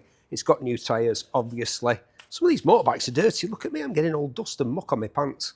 Remember, preserve nature, always wear a helmet, think safety on your Lady Dax. You can tell it's a Lady Dax because the saddle has a floral motif, the cover on this saddle. I think that's new. That's got to be a replacement one. That's not been like that since 1975. What with 3,485 miles racked up on the clock of this since 1975, 3-speed gearbox, low mileage. I'm not sitting on it. Don't think it's appropriate. That's a new saddle, and it's for a lady. Yeah. Just think. They went, Honda said, we can make motorbikes for everyone, even a woman. Not me, Honda, saying that back in 1975. Low mileage registered as historic, obviously. The estimate, 2,750 to 3,250 on. It's in lovely condition. It's only done 3,485 miles since brand new with a high-level pipe, 70cc, 4-stroke. It's a Honda. It'll go forever. Kickstart there. 2,750 to 3,250. Suzuki FZ50. No reserve retro moped.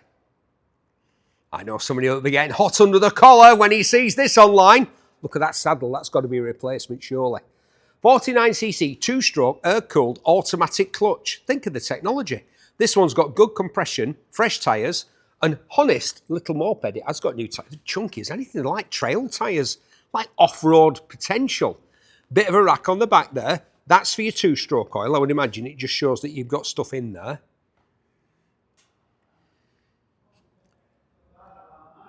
$2,000 miles from new. I was saying that's a replacement. It might not be. It's only done 2,000 miles since 1979. What is it with these things that are just like good, honest transport that you think could have mega stratospheric mileage on them? And they've got like nothing. No miles on them whatsoever. No reserve on that one. The Suzuki. There's a story. Somewhere there's a story. There's always a story, isn't there? 79 Suzuki FZ50. Moto Guzzi V1000i Convert. 949 air-cooled transverse V twin, of course, the distinctive, not unique, Honda. Did they copy it? Everybody copies everybody else? They do, don't they? The motorcycle is essentially a simple beast in many respects, and most of them look like most of the others. It's a Moto Guzzi, so it's got link brakes, twin discs on the front, cast wheels. We're in 1975. This is an advanced motorcycle. Featured in a magazine road test in 1975, it's recently undergone a full overhaul. It's a big bike, isn't it? Physically large. The cops used these, didn't they? In the States, they used them. In Italy, obviously. Did we ever have Moto Guzzis as police bikes in the UK? I don't think we did. Put me right. Tell us in the comments. Fiberglass panniers. What mileage has this done? I bet it's big. It's not. Again, it's not. You think, oh, it's going to have done loads of miles, this, because it's all set up for touring with this screen, with these crash bars here. It's got running boards instead of foot pegs. It's built for all-day comfort. I'll tell you what, is it a sink? Is it? It's got a dual saddle, but there don't seem to be any foot pegs for a passenger. I'm sure you could fit them down there, but they're not with it at the moment. And it's got...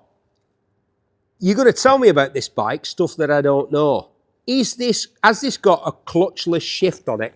Because we think that's what all of this gubbins here is.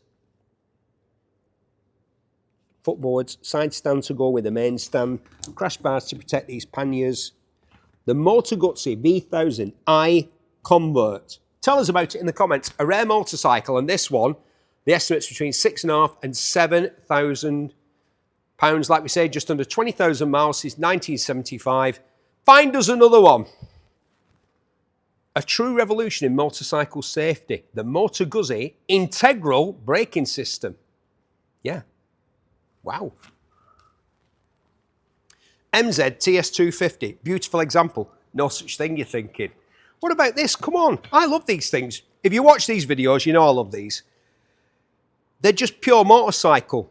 Nothing added because they were made under communism. Well, 1980. Oh yeah, they were very much made under communism.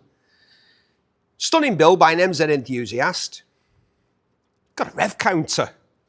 Decadent capitalist running dogs with their revolution counting thing. Look at that. It says, you're good, you're in the green bit, 3,000 to 6,000 RPM. Over 6,000, forget it, don't do that. Speedo goes up to 80. Would the bike go up to 80? Probably not.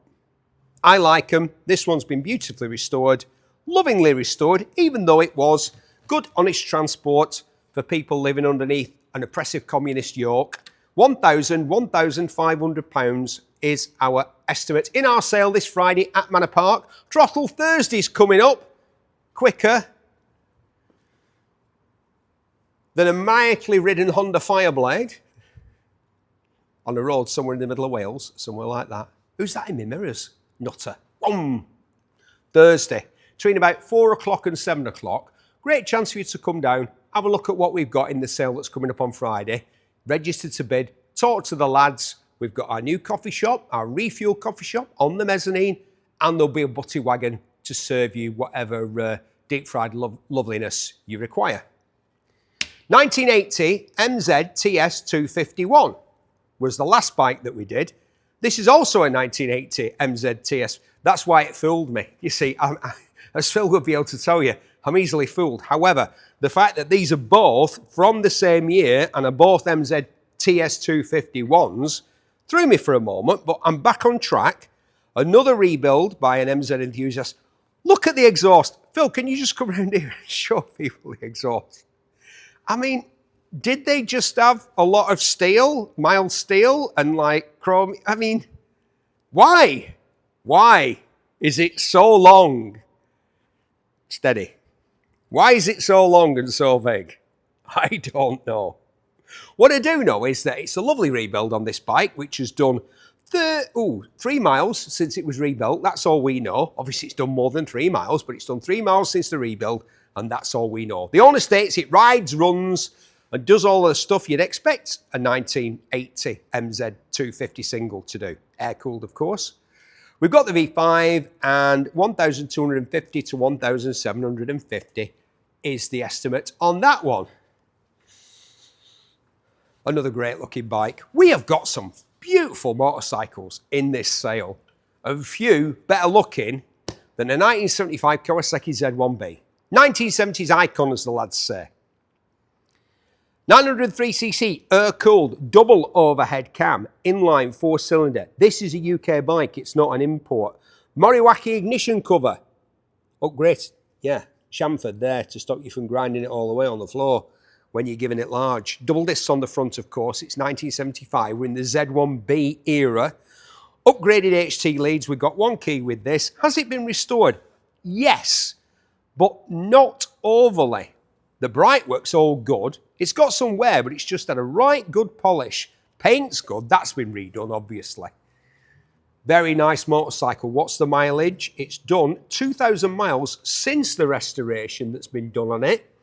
That's what we know. We tell you what we know. Of course, these are MOT exempt. 14,000 to 16,000 on, as the lads say, a beautifully restored 1970s icon, the Kawasaki Z1B. Has there ever been a better looking motorcycle? One or two, but that's about it. What a great looking bike. Muscle bike. Double overhead camshaft. When that was a majorly big deal. A majorly big deal. But it's more than 50 years ago, more than half a century ago. Look, it's got a Kickstarter. So you can feel like a real man while you're sort of leaning on the electric start like that. Royal Enfield Classic. Look at this. Old school. Old school, but with modern reliability and build quality. 2022. Who'd have thought that was from 2022? Look at the brown saddle. Look at the canvas saddlebags. Look at this distinctive livery with a sticker that looks like a metal badge. It's like the past, except it's the future, because look, a disc brake, which of course you would not have found on the front of a Royal Enfield back in the day, when bikes looked like this but weren't made like this. Lovely usable classic style bike, A2 compliant, side bags and screen have been added, some receipts for services. We've got the V5, £2,000 to £2,500 on the 2022 Royal Enfield Classic 350 ES, which Phil stands for, that's right Phil, electric start. I knew you'd know. Man of little learning. CZ250, oof, blimey, come round here. Hey, this is what we should have been afraid of. During the Cold War, 1975, the Cold War was at its height then, wasn't it? Reds under the bed and all that sort of stuff. This is the sort of machine that would have been trundling through the leafy lanes of Cheshire here when the Ruskies arrived. 248cc, two-stroke twin-cylinder, original UK bike. So it's been made to look like this, because it wouldn't look like this from new unless the communists... No, somebody's just painted it green all over, haven't they? Good though, very convincing. Nice bit of kit for sort of steam rallies and stuff like that. Do you not think? You know. Army Enduro styling, nearly 10,000 miles from new, MOT exempt, runs, rides, all that sort of stuff. 1,200 to 1,700 quid is the estimate. KTM 250, proper 90s enduro bike. You want to see the length of the side stand on this. Look at that. 250 single cylinder, two-stroke, liquid cooled. It's got a new front tyre. It's just had a clutch kit. We've got the service manual. We've got a V5. Yeah, it's an enduro bike. You can ride it from one green lane to another and then have a bit of affordable fun on this 27-year-old KTM. Would you believe it? No reserve on that one. KTM 495. Beastie. Not me. This. Look how tall it is. I'm 5'10" in my stocking feet. Big bike. Big bike, big character, big personality. Might be just the thing for you, this. Extensive rebuild. It's got electronic ignition. It's got a new Mikuni carburetor. Chain looks new to me. Back tyre is new as well. Has it got a new tyre on the front? Yeah, it's been extensively rebuilt. Saddle's good, no rips or tears. Plastics are good. Looks the job. Terrifying to ride. The throttle goes both ways. Not really on these big old two-stroke crosser enduro bikes. They're just monsters, aren't they? The Maiko, this, the KTM, the Honda, the Kawasaki, the KX500. We were talking about that yesterday. My mate bought one. He said, I rode it. This is yesterday we were talking about it. He said, I worked my way up, Steve. He said, from an 80 to the 500. I rode the 500 once. These things are monstrous, but what a bike. What a bike. 3,250 to 3,750 on the KTM 495. I like it. I mean, again, I say variety in this sale, which is this Friday, the 10th of April. Look at the details online. I was going to say, watch this preview on YouTube. You're watching it on YouTube now. Why did I say that, Phil? Why am I telling people to do something they're already doing? He's got no answer. Neither have I. Perhaps you have. Right, put it in the comments. 1977 BMW R75/7, a low mileage airhead. Yeah, this is what the trendy bike shed types in London, that London down there, with all their fancy money and all their like streets of gold and that. This is what they get their hands on, one of these, and they customise it. They put a brown saddle on it, they put heat wrap around the exhaust headers, and what else do they do? They put like BMX foam grips on here. You've seen it. You've seen it on the bike shed stuff, haven't you? Nothing wrong with that. It's good. I like it. Bit of creativity, bit of customising, nothing wrong with that. But what we have here, gentlemen and ladies, is an original BMW from 1975. Low mileage, 22,452. That is low mileage for one of these. We've got a front screen and a fairing for this bike. We've got the V5, and the estimate is 2,500. That's got a disc brake on the front. Look at that. Yeah, it's not in. I'm afraid the tax has run out. It's run out quite a few years ago. Rare to see one that hasn't been fiddled with and customised. Although, as I say, there's nothing wrong with that. Nothing wrong with being creative. I'm a creative person, Phil, and there's nothing wrong with me. Pulling a face again, isn't he? Look at this is rare. 1987 Yamaha FZR400R SP. Long name, small bike. Well, smallish. Not that small, in fact. In fact, physically large for a 400cc machine. 399cc liquid-cooled 4-cylinder inline 4-stroke, recently restored. It's got brand new tyres. That exhaust has had some stick. X-up, exhaust ultimate power valve. Lots of stuff has been polished. Lines are braided. Calipers have been repainted. Wheel rims have been polished. Like we say, it's got new tyres. The SP version of this, it's an import, JDM obviously. I think they made about 1,200 of the SP version of this. So it's rare. It's done 39, that'll be kilometres, won't it? 39,000 kilometres from new. And the estimate's £3,000 to £3,500. Yamaha FZR1000 Genesis. No reserve, old school street fighter.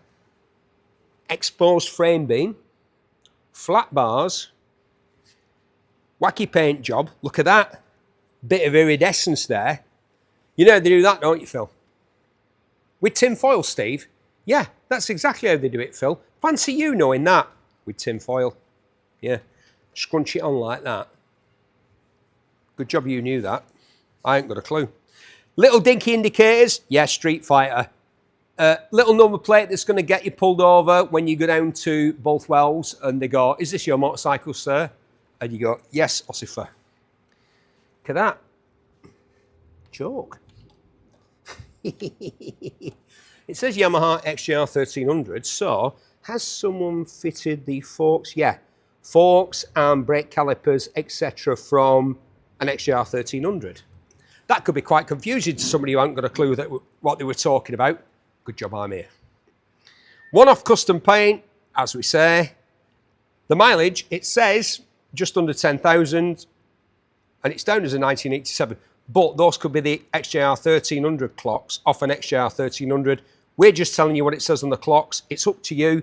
In fact, if you want to come down, as I say, Thursday, Throttle Thursday, once a month we do it here at Manor Park in Leafy Cheshire, somewhere betwixt Runcorn and Warrington, not far off the motorway network, easy to get to. We've got a coffee shop, there'll be a butty wagon. You know, we just stand around talking absolute nonsense, don't we, Phil? Just laughing and, you know, it's great. And it's free. We don't charge for it. I can't believe we don't charge for it. No reserve on that one.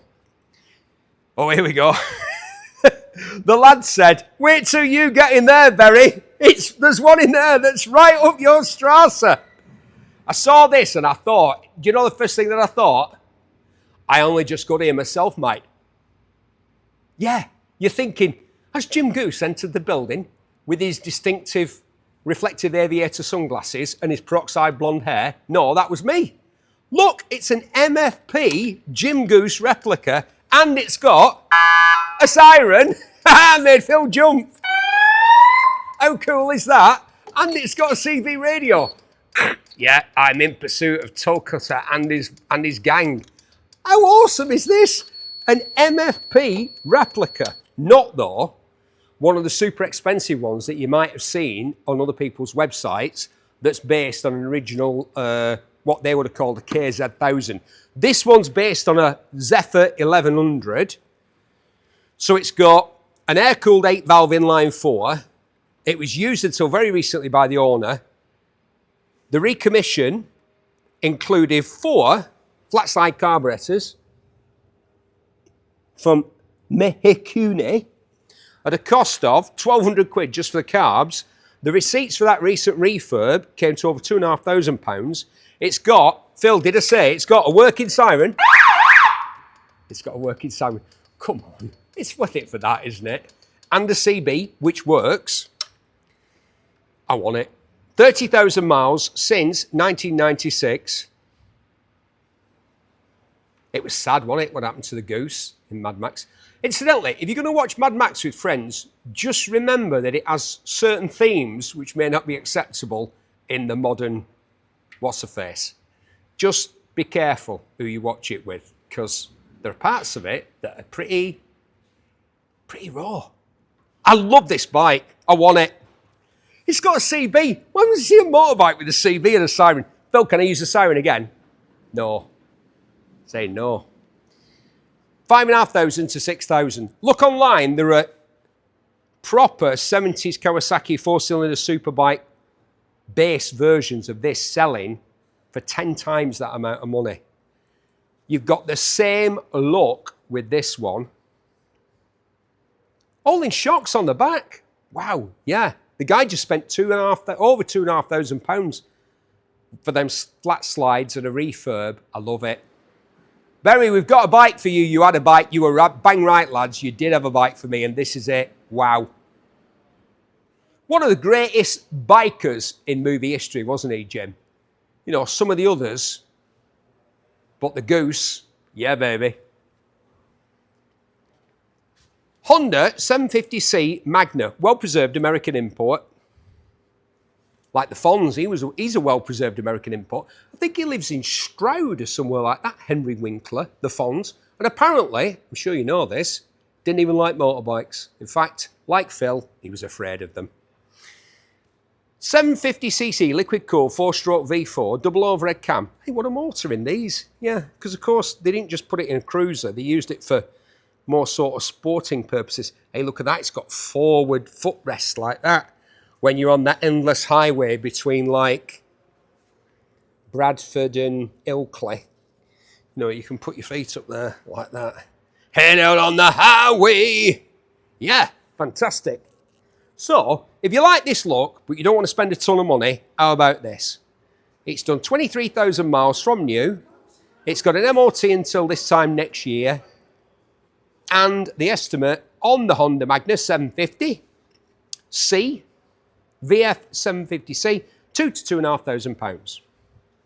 Honda. Nearly did myself a mischief then.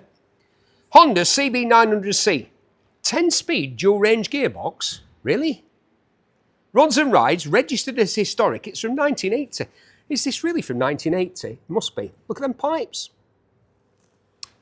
So like a CB900F, except like a cruiser version with these, I call them Beatty bars. We've talked about this before. If you watch the movie Shampoo, again, one of the best bikers in movie history, Warren Beatty as the, I can't say that word, can I, Phil? I'm thinking of a word that, no. He was a Lothario. That's what he was, Warren Beatty, in that. And he rode a BSA with these bars. I call them Beatty bars. They're not like Buckhorn or Ape hangers. They're a bit more relaxed, but they're not the sort of bars you normally find on a European bike. We know this is an import because coming around to the rear, we can see a sticker here that says, Cycles of Boulder, Colorado. And then it's got like, call 30341. What is your zip code, sir? Yes, Cycles of Boulder. So, originally sold in that America with his 10-speed dual-range gearbox. So look down there. Look at these selectors. There's one for low range and one for high range. Typical Honda, innovating and then going, yeah, forget that. We thought that was a good idea, but now we're not so convinced. But not afraid to do it and put it on a production motorcycle and offer it for sale to the public. £2,500 to £3,000 on that one. 1993 Yamaha VMAX 1200, the original muscle bike, this original and unmolested example, now ready for a new home. The last owner had it for nearly 30 years. They loved it, they racked up 30,000 miles on it, and now it's time for you to take over.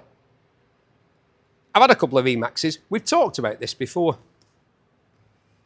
Distinctive and very successful. I can't believe it. A VMAX with standard pipes on it. Wow. This is typical VMAX where that paint didn't last nearly as well as the goldish sort of tone paint on there. So that would need sorting out. Again, there's corrosion here on the air intakes. Are they air intakes or dummy air intakes? That's a dummy tank. Obviously, we know that. Little screen on the front there. It's so standard looking. Normally, VMAXs have got, like Harleys, They never get left standard, or like, you know, 90s sports bikes, all the stuff that gets put on them pipes, wavy discs, braided lines, smoke screens, almost completely, in fact, it might be completely standard. 1,500 to 2 grand on that 1993 Yamaha VMAX 1200, the top muscle bike of the 1990s. And weren't they great, the 1990s? I love the 90s. What about you, Mr. Phil? No? Honda VT1100 Shadow, the quintessential Japanese metric cruiser. Metric cruiser. Yeah, that's what they do, don't they, the Americans? You got a metric bike? Who invented like feet and inches, bushels and pecks, furlongs and like leagues? Us, the British. The Americans think they invented it. No, we invented baseball as well. Yeah, put that in your pipe and smoke it. 1100cc, 45-degree V-twin, single overhead cam, 3 valves per cylinder. 3 valves per cylinder. Cobra exhaust system, genuine Honda saddlebags, so they're sort of semi-rigid. They look like the proper, and they are leather. This is definitely leather. It's not vinyl or anything cheap like that. Sometimes vinyl's better, you know, but not for these bags. MOT history from 2020. It's done just under 22,000 miles. The MOT is till next month, but, you know, what is there to fail on this? It needs a clean, this. It needs a polish. Somebody needs to get on here with a bit of Solvol and a bit of wire wool like that. Get this sorted out. And then you're off with the performance and the reliability of a Honda and the looks of, well, let's be honest, Harley-Davidson. But not for that money. 2,500 to 3,000 on the Honda 1100 Shadow. I had the 1800 Shadow for a while, and I'll tell you what, it was quick. Like, really unexpectedly quick. This isn't. Look at that big tank. You've got everything that those big Harleys would give you, like a Heritage Softail or something like that. But for a lot less money. That front wheel needs sorting out. That might need more than a polish. You might have to learn to live with that or replace it. And it's got these crash bars that have been added. That looks aftermarket as well, at least the cover, and it's plastic. You probably want to, you know, this is something you can put your own personality on because we're thinking it'll sell for between £2,500 and £3,000. Moto Guzzi Nevada 750 IE, cruiser style with high bars. 750cc 4-stroke V-twin with Weber Marelli fuel injection. Yeah, none of your carburetors on this. It's done 9,384 miles, which for a touring bike is virtually nothing in the last 20 years. The estimate is £3,000 to £3,500. Standard pipes on it, yeah. Standard. The screen looks like it's from Moto Guzzi. The bags are definitely from Moto Guzzi. They're locking, rigid panniers, colour-coded and all that carry on. Sold new in Bury by Italsport of Bury, Lancashire. No, sold in Bury, St Edmunds by Max Moto, whoever he is. So 2 Burys sold Moto Guzzis because you could buy a Guzzi off Italsport in Bury back in the day. Celebrating the foundation of Moto Guzzi in 1921. Although I don't think they built a bike till 23. Anyway, the estimate on that, 3,000 to 3,500. 2004 Kawasaki VN800 custom bike. Lots of pointy things on this. Be careful, Phil. We know how accident prone you are, you clumsy so-and-so. I don't want you hurting yourself on these pointy bits. Now, this bike has at some point fallen over. It's broken the ball end off there. It's put a dent in the tank there. But it's not done too much damage. Oh, yeah, and it's scuffed the end of that grip there. Yeah, so what, big deal. Nice one-off bike, looks like a hardtail, but isn't. He's wrapped the pipes, he's converted it to a single saddle because he's like a lone wolf, this guy, isn't he? You could be that lone wolf. Can you imagine, Phil? Nomad on your back, nomad. On the highway to wherever tomorrow brings me. You could do that on this, or you could just have a laugh riding it round on sunny days and having a bit of fun. Offset number plate. It says restored by Bad Boys Moto, and it spells boys with Z. Bet they didn't go to the grammar school. 32,528 kilometres. It lived out in Spain, so it's not got all rusty and horrible. The wheels are in good order, tyres are in good order. The bike itself presents well, apart from these problems with it obviously falling over on that side, which aren't too serious.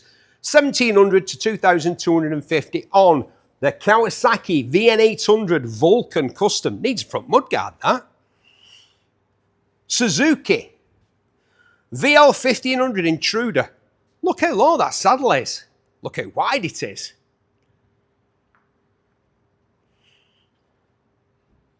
Single seat, that. Oh, hold on. Has it got pegs on the bike? No. 1462 Air Oil Cool V-twin 4-stroke, simply styled custom. Yeah, it's kind of back to basics. This one's fallen over as well. Look, there's a ding in the same place, and this pointy bit. I'm not sure about these pointy bits that these lads keep putting on the bikes. I've got a funny feeling that if I had a bike like this at some point, that would become an issue. I wouldn't want to catch myself, but it's kind of bad. That's what it's like being badass, isn't it? Like, again, no front mudguard, although it is wearing a bit of a bandana scarf there, like that. Disc brake on the front, big fat tyres. Cobra, it got a Cobra on the tyres. Avon Cobra Chrome. Yeah, custom bike tyres. You've got that bad boy look there, footboards instead of pegs. Quite a bit of corrosion going on this bike. Not sure, that fuse box needs a cover on it.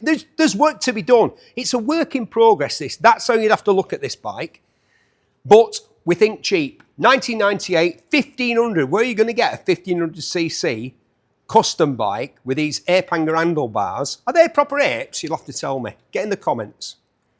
Are they ape hangers? I want to see how heavy this bike is, by goodness me. Yeah, but they're coming back to you. So you're not really having to, like, reach up like that because they're angled back to you. So the estimate on this one is 2,000 to 2,500. Don't forget the returns and conditions. If you want to bid, you have to register. It's dead simple. We've got a great website. You'll find it at Manor Park Classics. Yamaha MX360 American hill climb bike. 351 2-stroke single. 5-speed gearbox, drum brakes. That's right. Very rare twin shock motocross bike. Sold by So St. Paul. So St. Paul. All right, okay. Is that in Minnesota? It's got Preston Petty special grips here. Whoever he is. He was called Preston, weren't he? That lad on Jackass, the big lad, the chunky fella. Preston. This bike has had some use, by goodness me, Phil. I nearly used an expletive there. Look at the wear there on the crankcase and the footrest there. There must have been a rubber bit on that at one point. That's gone. Will it kick over? Yeah, it's got good compression. 1,500 to 2 grand on the 73 to 74. We don't know. There's no plate on it. American hill climb bike, the Yamaha MX360. Air-cooled single. Honda 125cc TL125. It's a project. 124cc 4-stroke single. Seems to be mostly original. V5. We've got the V5. Yeah. Got a V5, there's a plate on the back here. Look at these Paoli shocks on the back. Remote reservoir jobs, they look expensive. Saddle's good, everything works. Nearly 6,000 miles there on the clock. 1970s, that's all we know. It's on a P back here, if you'll pardon the expression. I'm looking for the estimate. Must be no reserve. Yamaha AT1. Rack on the back, nice saddle, paint's good. Electric start, really? Oh yeah, electric start, wow. Would you need it? I suppose that's for, like, if you get stuck and you can't take your feet off the pegs. Clean, compete, enduro bike. Not that you can't, but you don't want to. So you want to get going again, quickly thumb the starter and off you go. See, that's what somebody who's rubbish at enduro, done quite a bit of it, don't mean I'm good at it. I'd think that'd be good because when I get stuck, I wouldn't have to, like, fall over because I'm trying to kickstart it, so I could just set off again. Single seater, obviously, high level pipe, all here, all in reasonable condition.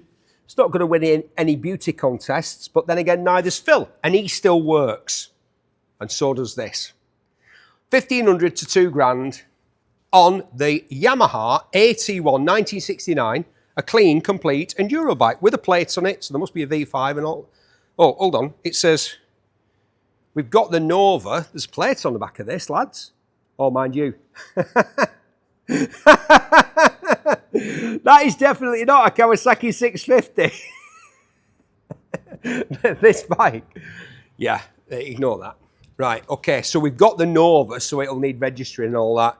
Somebody just probably needed to move it from one place to another. Let's draw a veil over what went on there. Pretend it never happened. All right, Phil? Yeah, okay.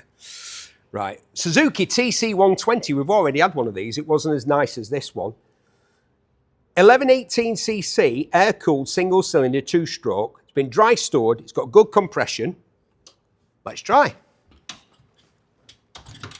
Yep, for a 125, yeah. Well, 118. We've got the Nova certificate. It's an American import jobby. 1,500 quid to 2 grand on the 60s. Good saddle. Is that a replacement one? Pipe's okay. Tyres are, nah. Not sure about them tyres. There's lots of meat in them, but they look old. It's in good order, this one, really good order. 1,500 to 2 grand on the Suzuki TC120. Kawasaki KM100 G4, a complete trail bike, no reserve on this one. 99cc two-stroke single, 5-speed gearbox, rear rack. Yep, rear rack. This was sold by Slack Cycle Sales. Slack Cycle Sales. Where? Ireland's largest engine store, cycle store, cycle. That's what the Americans do. They call them cycles, don't they? Mind you, we call them bikes, and they're not. They're motorcycles or motorbikes, but we say bikes, the Americans say cycles. We're both wrong. Both wrong in all kinds of ways. I like this. It's good, well equipped. It's got turn signals. It's like a sort of street legal. Yeah, it's like an on-road, off-road job. Caution. What does it say there? Caution. Use the high-low gear. Oh, is this... no, it's not.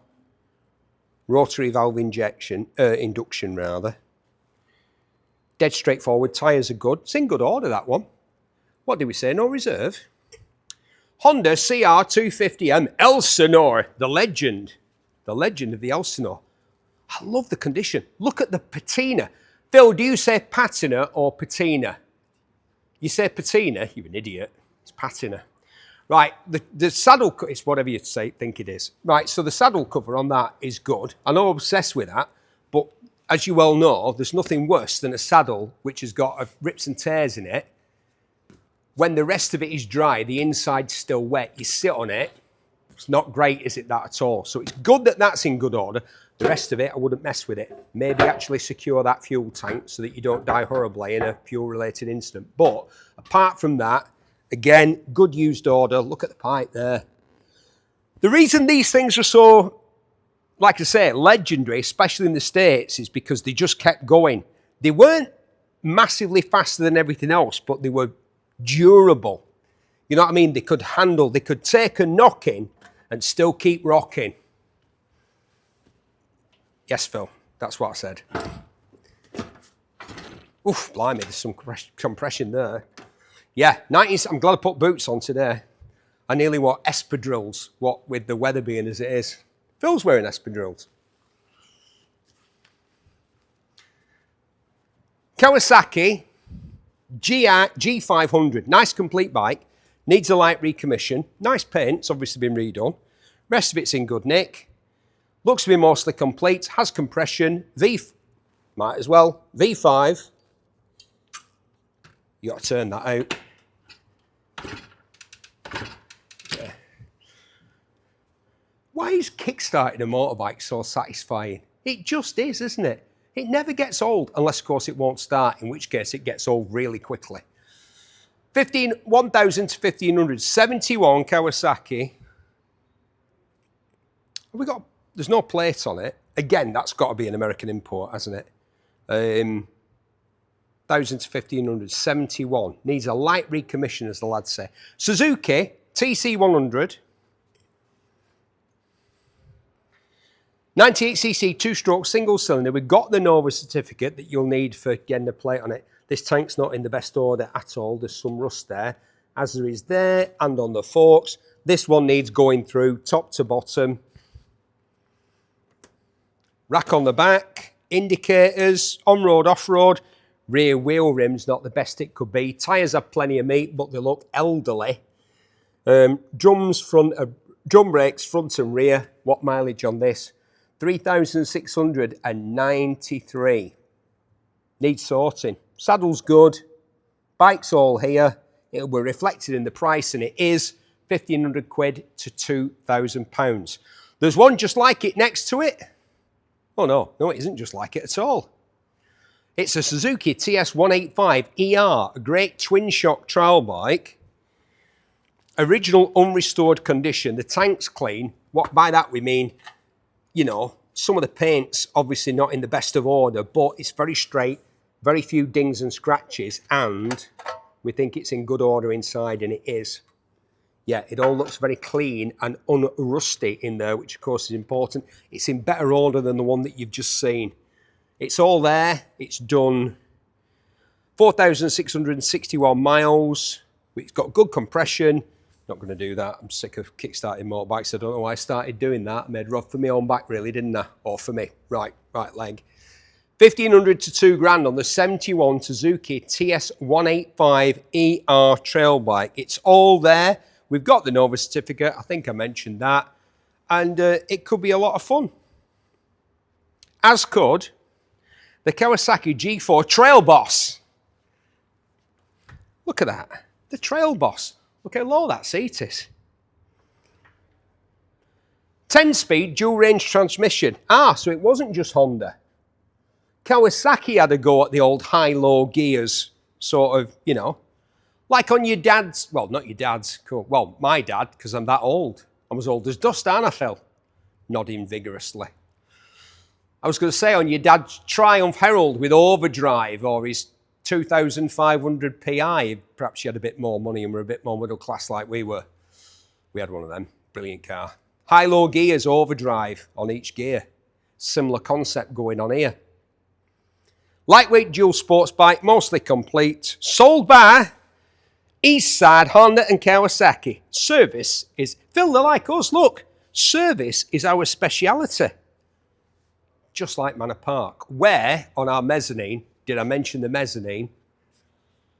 We've now got a coffee shack, Refuel Coffee Shack, which will be in business this Thursday on Throttle Thursday. Is it the second or third one we've done?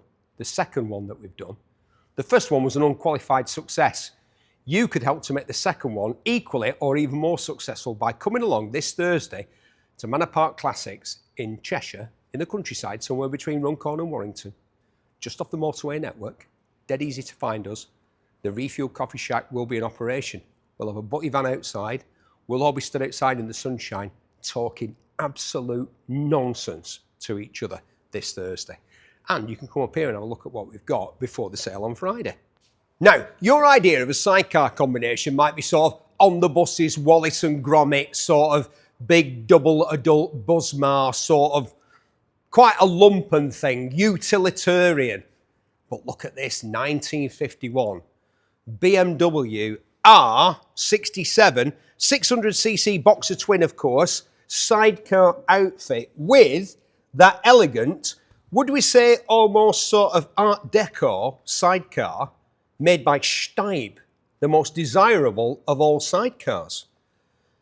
It's a good-looking bit of kit, this, isn't it? It really is. It's done some big miles. It's done miles, 75,000 of them. But you won't think so, would you? It's obviously been beautifully and lovingly restored at some point. 75,000 miles, that's the highest mileage machine of the day. There's no way that all this metal work and all this bright work and that, no, that's been powder coated. I don't think it was powder coated in 1951, do you? So it's obviously been restored. If there's one thing I like, Phil, it's a rubber saddle. Do you know why? Don't ask, I'll tell you later. Off camera. Fantastic condition. Elegant. You wouldn't think a sidecar outfit could be elegant, but that absolutely is. The estimate on that one, the R67 with its 600cc air-cooled BMW horizontally opposed boxer, that has never made sense to me. Have we been into that before? Boxer. Why is it called a boxer? Because it goes out like that. You ever seen a box, apart from Derek Chisora and Deontay Wilder the other night, have you ever seen a boxer? That wasn't a fight, it was like a comedy wrestling match. But have you ever seen a boxer that did, boxers do that, don't they? They hit what's in front of them. Like, no, I want to, I sort of want to. 600cc, BMW Boxer, Stibe sidecar. It was a static display in a BMW dealership for many, many years. It's a beautifully set up piece of kit. It looks fantastic and it's going to sell for around £10,000 in our motorcycle sale this Friday at Manor Park Classics. Terms and conditions apply, just as they do to that list that Phil's on. But let's have a look at this one now. It's a 2022 Royal Enfield Interceptor 650. So it's the bigger of the Royal Enfield motors, the more modern, but still very much retro looking. What a great sidecar. I'm willing to bet that that's a Watsonian sidecar. He said, yeah, I think so. Watsonian sidecar, yes. It's helpfully. Phil's just pointed to that. Yeah, yes, Steve, it's a Watsonian. In fact, it's a Watsonian Monza, because nothing says like motor racing. So look at that, there's a stripe down the sidecar. And on the back, you've got room for a rack. The rack isn't there. It's all set up with all the correct fixtures and fittings. This was probably from the factory. I would imagine it was from the factory like this, or it's a factory fitment. So it's made to go with this bike.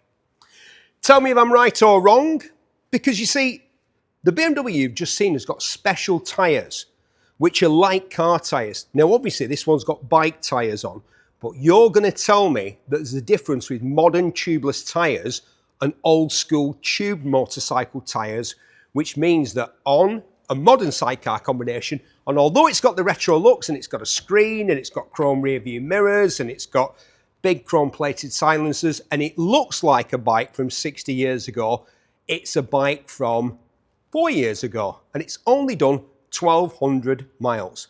Well sprung, low, good looking and comfortable. They said, that's what they said about Phil, but they also said it about this sidecar, like a Lexan type screen there. That's not glass, thank goodness. Perhaps a windscreen there wouldn't be such a good idea because you're not wearing a helmet presumably in there. You've got like a rail to hang on to. 5,750 to 6,250. There's already interest in this. And don't forget, when bikes are for sale, or cars, we do have a car sale, bike sale on Friday, car sale Saturday. When they're on sale here at Manor Park, they can be sold. They're here to be sold. So they might not even make it into the auction. Sticker from the Classic Bike Show at Stafford.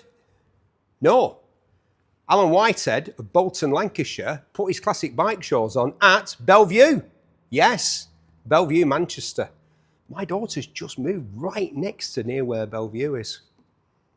And it reminds me of going there and staring at many wonders. The Classic Bike Show and the Rod and Custom Show at Bellevue. You might have gone to that. Seen some amazing machines. Look at this with the bathtub fairing on the back. Look at that. And then a proper sidecar. Again, a Watsonian. It's got a convertible roof. Oh, is there room in the back or is that like a boot? There's like a boot in the back of it for your shopping or a bag of coal or something like that. Or perhaps you could put the dog in there. I said the dog in there, Phil, not what you thought I said. 648 parallel twin, screen added. Screen? Hell of a screen on the front of here, more like a fairing. The steering damper's been added. Like new condition. What? Really? Who wrote that? Have the lads been drinking? It's not like new. Look, somebody's been here with a rattle can. And then, weirdly, they've... What's this effect here? I'm not sure. But look at that on the front. Proper sidecar setup on the front. Instead of just leaving the telescopic forks there, which due to the nature of having three wheels and a big sidecar on the side, is that what they call leading link or Hossack? That's leading link, isn't it? It's got a steering damper. It's got a sidecar. It's a Triumph from 1961. And it's done, well, the odometer says 1,200 miles. I very much doubt that's what it's done. It's been modified throughout its life to make it work better with modern switch gear. That could be put back to standard if you wanted to.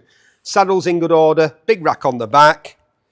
Engine looks oil tight. Can always tell if the engine's oil tight at Manor Park, because if it isn't, because this is our lovely new Mez with our lovely, beautiful expanse of expensive carpentry. That's a word. There's no tray underneath it. So you think, yeah, it's oil tight, because the lads are a bit paranoid. Look at that, it's got air. Are they air horns? I think they might be. 5,750 to 6,250. That was the last one. What about this one? 3,000 to 3,500 on the Triumph 6T Thunderbird Combinazione. What an unusual looking machine. Might be just the thing you're after. Another BMW sidecar outfit. Mind you, BMWs were popular for moving around a chair. Hey, at one point, I was the president, did you know this, Phil? I was the president of the Jumbo Club, which is a charity set up way back when to take kids out for a ride, disadvantaged children out for a ride, in sidecar outfits. And when they rang me and asked me to do it, I said, no. And they said, well, why won't you do it, Steve? I said, I don't really like things with 3 wheels. I like things with 2 wheels or 4 wheels. 3 wheels, not so keen. They said, you'd be taking over from Dennis Crompton. I think he was the former England cricket captain and one of those people back in the day that was also a football player. Phil wouldn't remember things like that. The last person I can think of that did that was Ian Botham, or Lord Botham as he is now. Can you imagine, older viewers of this, back in the day when he was the bad boy of cricket, that Ian Botham would be Lord Botham? That was unlikely. That was unlikely, wasn't it? But it happened. Squire. Now, I think Watsonian and Squire merged at some point. This is a more modern outfit. Fiberglass, of course. That big bar around it as sort of some form of like roll bar crash protection. Very much needed, I would imagine, with something like this. Not that I'm saying they're inherently unstable. Look at the amount of luggage space. Are these proper Crowser panniers on this BMW? The BMW branded, that's just a Givey. Well, just a Givey. Givey's a good brand. Top box there. BMW R80, so it's an 800cc 4-stroke flat twin, 5-speed with the Squire sidecar. It's got shaft drive, better suited to pulling a sidecar, lots of people would say. Did I tell you I was the chairman of the sidecar charity? I think I did. Not for long. I did my bit. Electric start, of course, thank goodness for that. I'll tell you what a big unit this is, blimey. It's had some use, this. Mileage, 52,000. Nearly 53,000, and you can see it. This will have been parked in the street. Round our way, there was one fella with a sidecar outfit back in the day, and he used to come round and sharpen your knives and scissors. He had a machine on the back. Yeah. He'd sharpen, and he'd like, if you had like an electric razor as well, he'd sort that out for you. He had the grinding wheel, and I'm pretty sure it ran off the engine on the bike. I might be making that bit up. You could do that. You could turn this into a business, or you could just buy it off us and enjoy it. All 3 of you. Somebody on the back, somebody there, somebody in the sidecar. Don't say that word, Phil. You said it before and it got us both in trouble. £4,000 to £4,500 on the BMW R80/7 combination. Running, doesn't need an MOT, it's from 1980. But it is running with 53,000 miles on it. Another one, Triumph Bonneville, 800 combination. Where do we get them? We get them from you lot. We get them from all over the place. And like I told you, this sale is all about the variety and the quality. This is a 2003 Bonneville 800 combination. I'm not sure about this sidecar. It looks like a barchetta. You know what a barchetta is, don't you, Phil? It's Italian for little boat. He's nodding furiously. He ain't got a clue. Not an idea. Barely speaks English, never mind Italian. Right, so it's obviously got a cover for the whole thing there so it doesn't get wet inside, although there is a tonneau, I can see that. There are fixtures for it. Little bit of a Lexan screen for you. Whoever made this sidecar doesn't want to admit it. Nothing wrong with it, but it's just not branded. Oh, here we go. Is it Australian, this piece of kit? What's going on down here? It's got a pass for the state of wherever. And some sort of marsupial is pictured there. Perhaps if I actually read the notes that the lads give me, I could work it out. Right. Taken to Australia by taken to Australia by the owner, where he had the sidecar fitted. It is a dusting sidecar of Melbourne, Australia. Guess which marsupial is the emblem and symbol, Phil, of dusting? Is it A, a koala, C, a duckbill platypus, or B, I know I did those the wrong way around, but Australia's an odd place, B, kangaroo, mate? No, it's kangaroo, idiot. Right, what miles has this done? Yeah, so he took it to Australia and rode it round where he had the sidecar fitted and then brought it back to UK. I'll bet that wasn't cheap. Shipping it to Australia and then bringing it back. That probably cost more than the bike. Because it's kind of car-sized, isn't it? We've got a smart two-seater convertible car downsize. I'll bet it occupies less floor space than this outfit with its distinctive dusting sidecars of Melbourne, Australia. Mate, sorry to all of our Australian viewers and to everybody else who I've done a bad impression of today. Mileage, he's been some miles, this fella. 46,500 of them on this since 2003. It's in really good order. It's had a life. The things it's seen. Can you imagine if it did all those around Australia? Riding around Australia in a Triumph sidecar outfit. What a fantastic adventure. It could have other adventures with you for between £5,000 and £5,500 in our sale this Friday.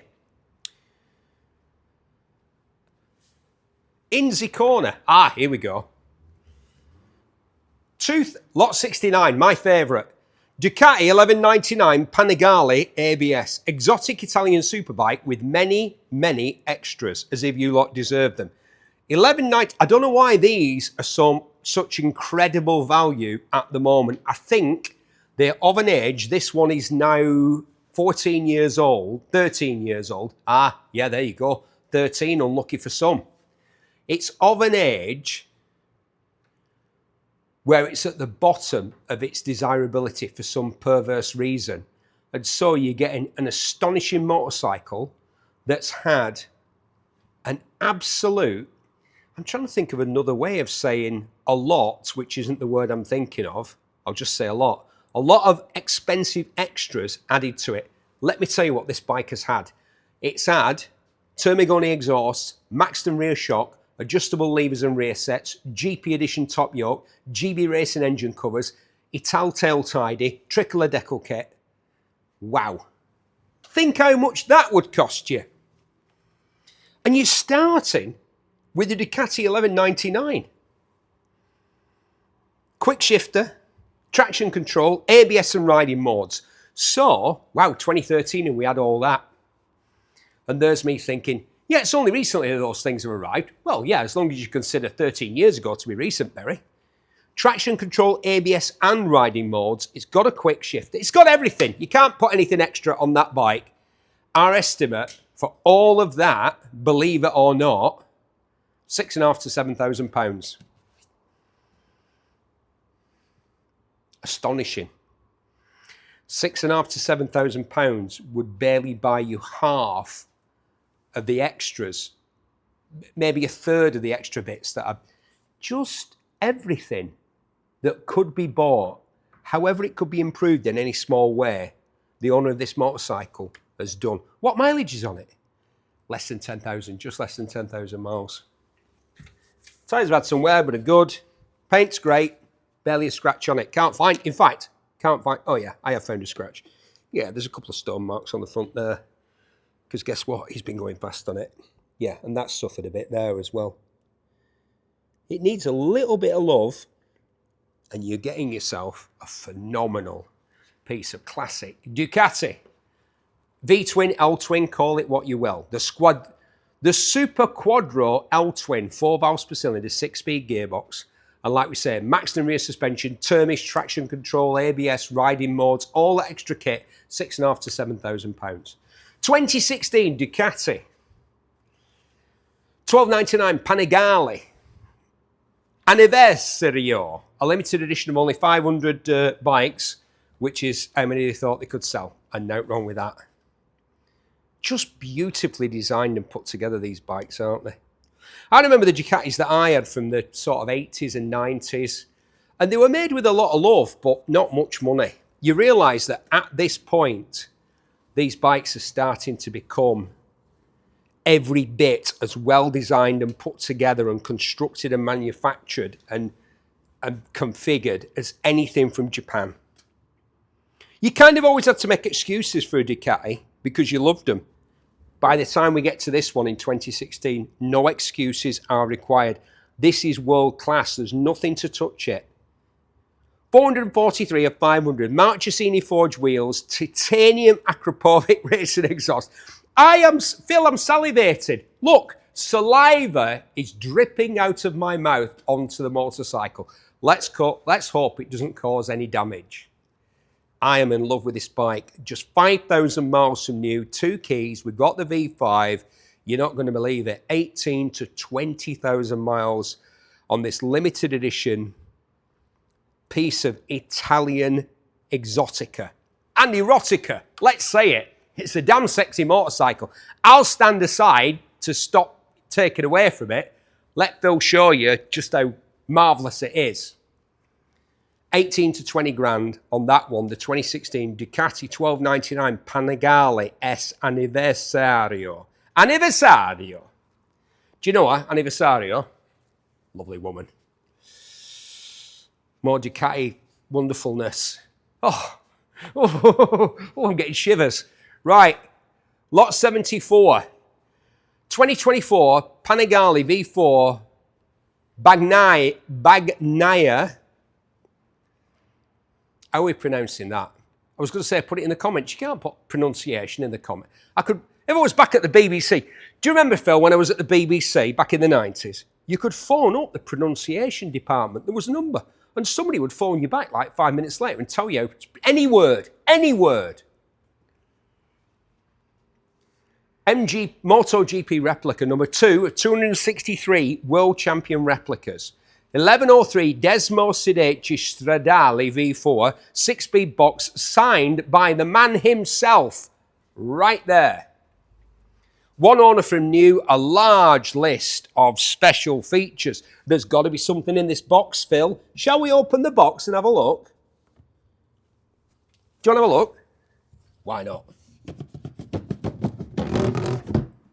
There you go. All sorts of special stuff that go with this bike. All the gear that you would have got with it.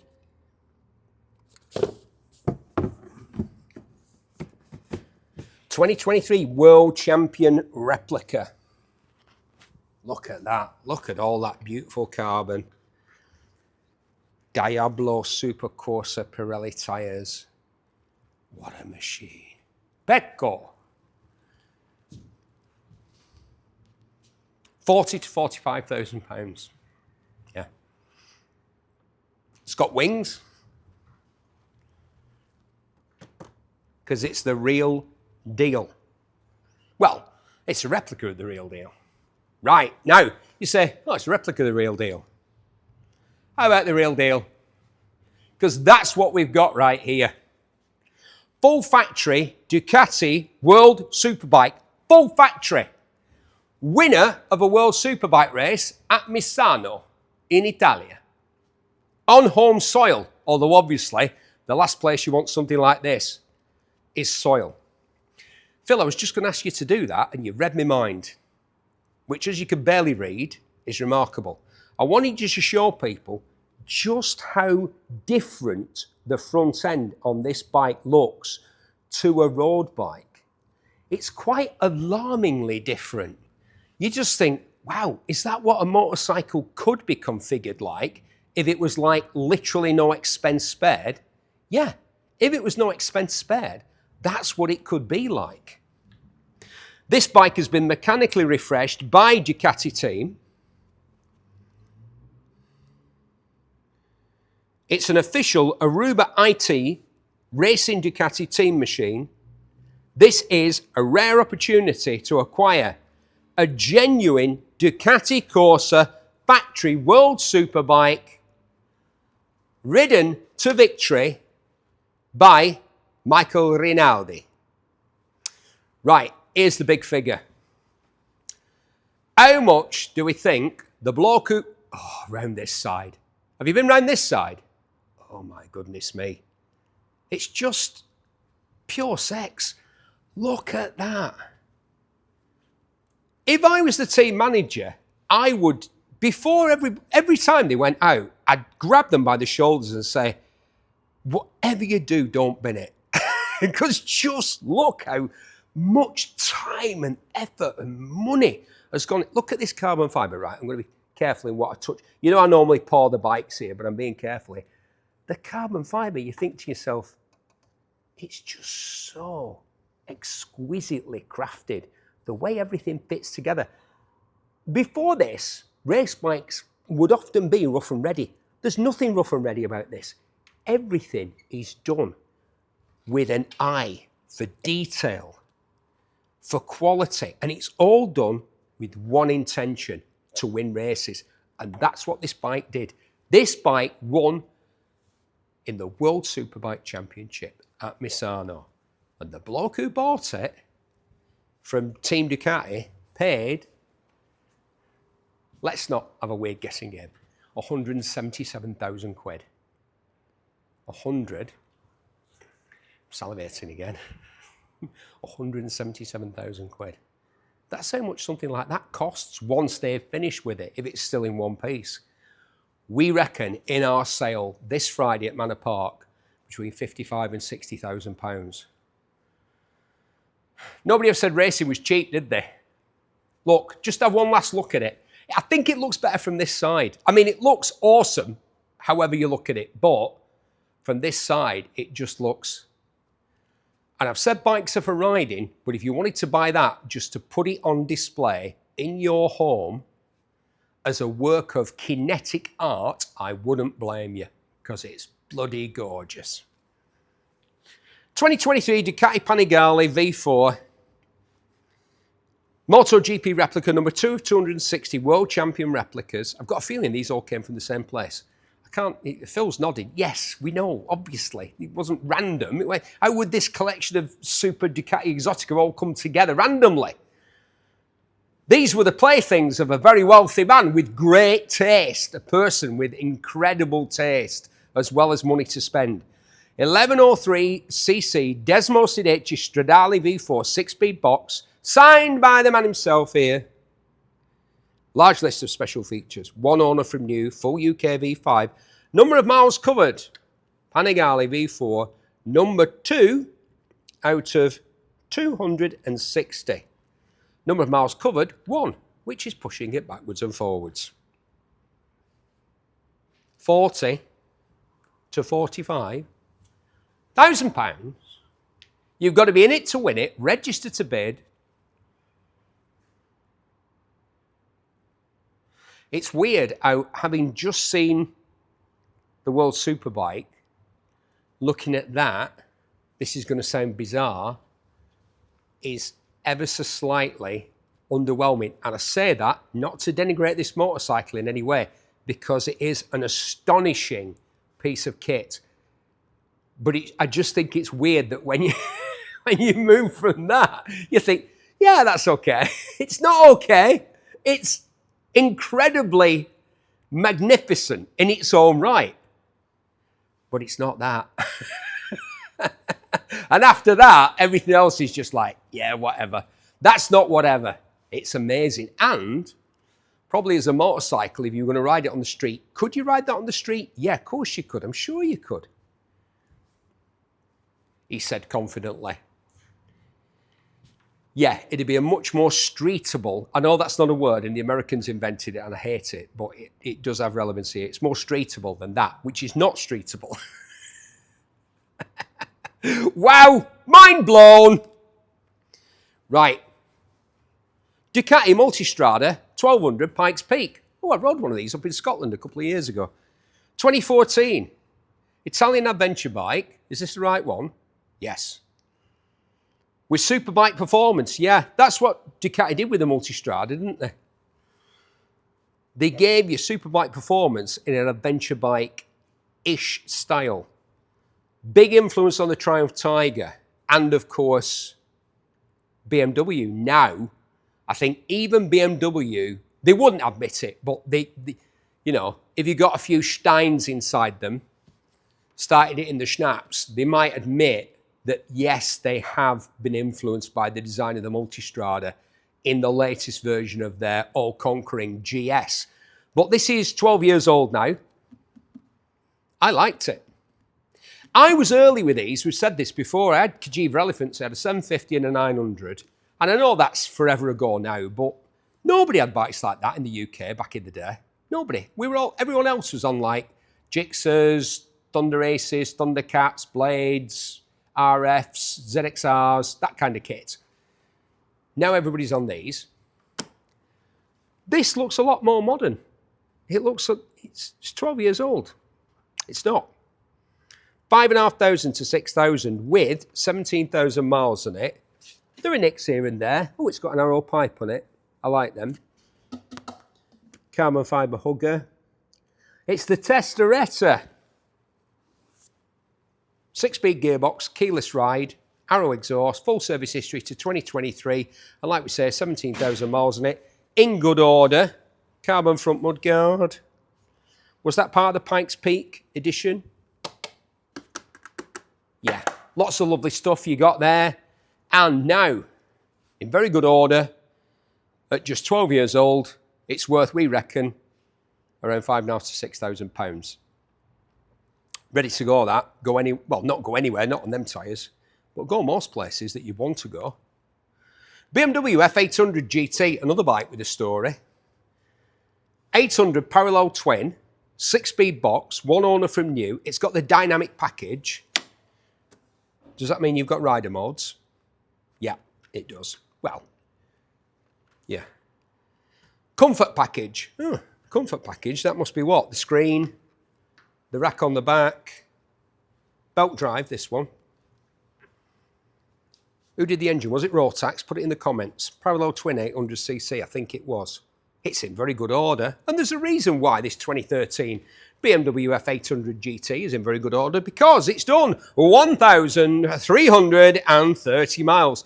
Yes, it's another of those bikes that we here at Manor Park Classic seem to specialise in, where you think, the F800 GT, that's a good honest bike that's, you know, not as expensive as a lot of the bikes in the BMW range, but it still does a job, and I'm going to buy it, and I'm going to go to work on it, and I'm going to go off. No, I'm going to buy it, and 13 years later, it's going to have done 1,300 miles. 100 miles a year. There's probably a story. Oh, what's going on with this fork? Nothing. There was me thinking, has it done an oil seal? No, sir.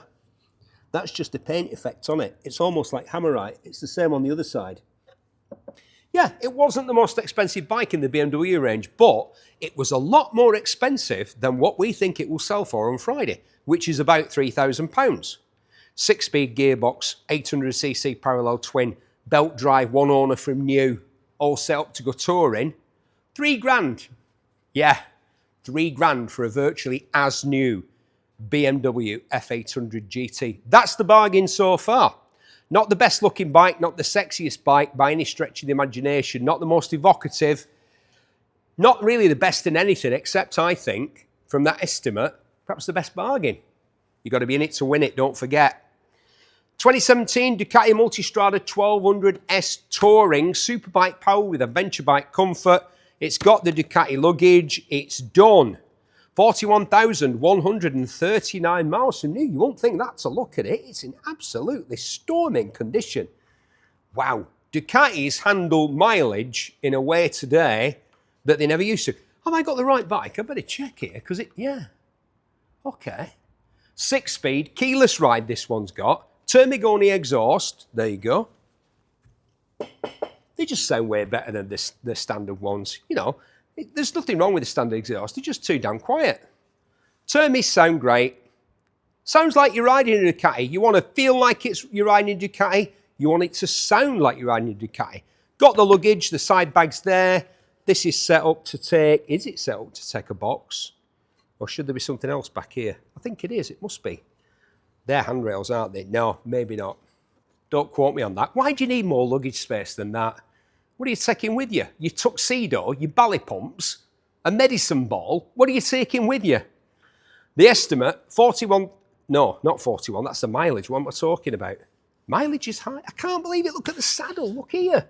Where are the scratches? Where's all the wear? Ah, you can see a bit there. How has this done that mileage?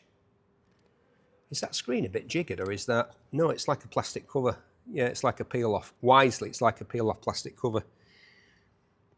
Oof, you know when I said that last bike, that BMW might be the biggest bargain. This one, people will be put off by that mileage. Don't be. Look at the service record and whatnot. We got the V5, 5,000 to 5,500. We've got a lot of these Multistradas. Why is everybody getting rid of them? They're good bikes. Are they all getting 1300 GS BMWs or the latest Multistrada? Because this is a 2012 liquid cooled V-twin, part of a small private collection. I hope it's not a private collection of Multistradas, just like the same block. That'd be a bit odd, wouldn't it? Up to him. It's up to you lot. Do what you like. Buy every bike here. Put them all in a barn. Don't let anybody else in. Just wander around and stare at them occasionally. We're not bothered. But if you're going to buy a bike, you've got to register. It's this Friday. What do we know about this one? We know the mileage, 34,602. Not much more else. I'm having a look round at it. Again, it's in really good order. Some signs of wear here around the petrol cap. And on the grips here and the switch gear.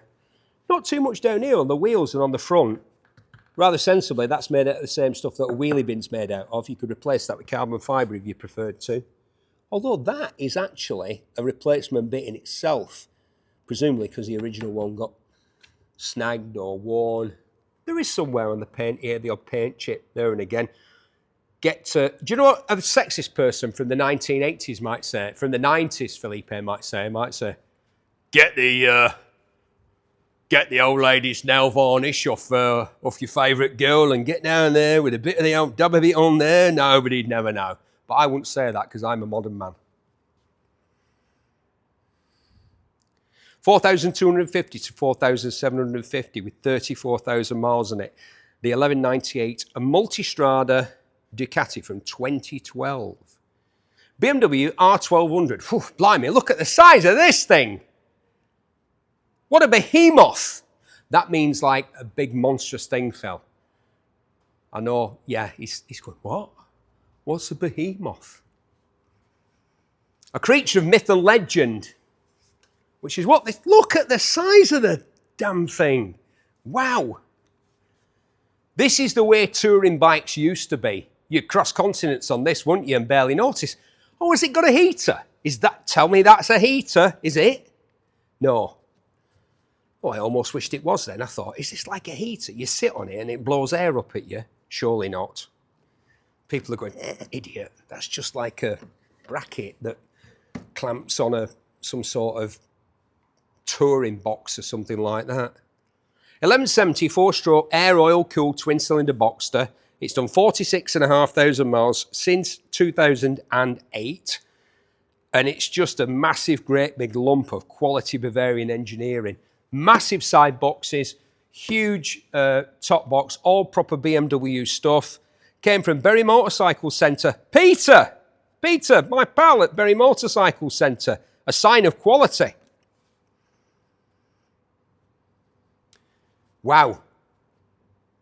You know, I've said how much motorcycle we've got here, Phil. Would you believe me even if I told you the estimate? I think that screen is an aftermarket, a Z-Technic Stream aftermarket larger screen accessory to the original BMW one. Apart from that, everything else is BMW factory. With 46,000 miles on it since 2008, you could own a motorcycle with its own postcode for between 1,500 and 2 grand, plus the fees. All the information you need as a buyer or a seller is on our website, Manor Park Classics. Honda XL600V Transalp, a project bike, 5-speed gearbox, give it top box. This is the way adventure bikes used to be. This is when the Europeans bought a ton of these. That's why it's called the Transalp. I went to France, Italy and Spain in the mid-80s as a youth and thought, Why is everybody buzzing about on bikes that look like this? TDR125s, TDR250s, on off-road type stuff. And then later, of course, the Tenere, well, not later, the Tenere, the Transalp, machines like that. 1998, this one. 5-speed, been owned by the same guy since 2008. It's done. 12,653 miles.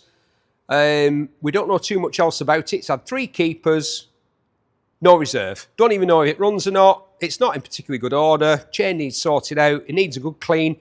I don't know, it might be a good runner. You never know. There's no information. Some of the bikes, we have a ton of information. People tell us everything. This one, it's here. It's done 42,000 miles. It's for sale with no reserve.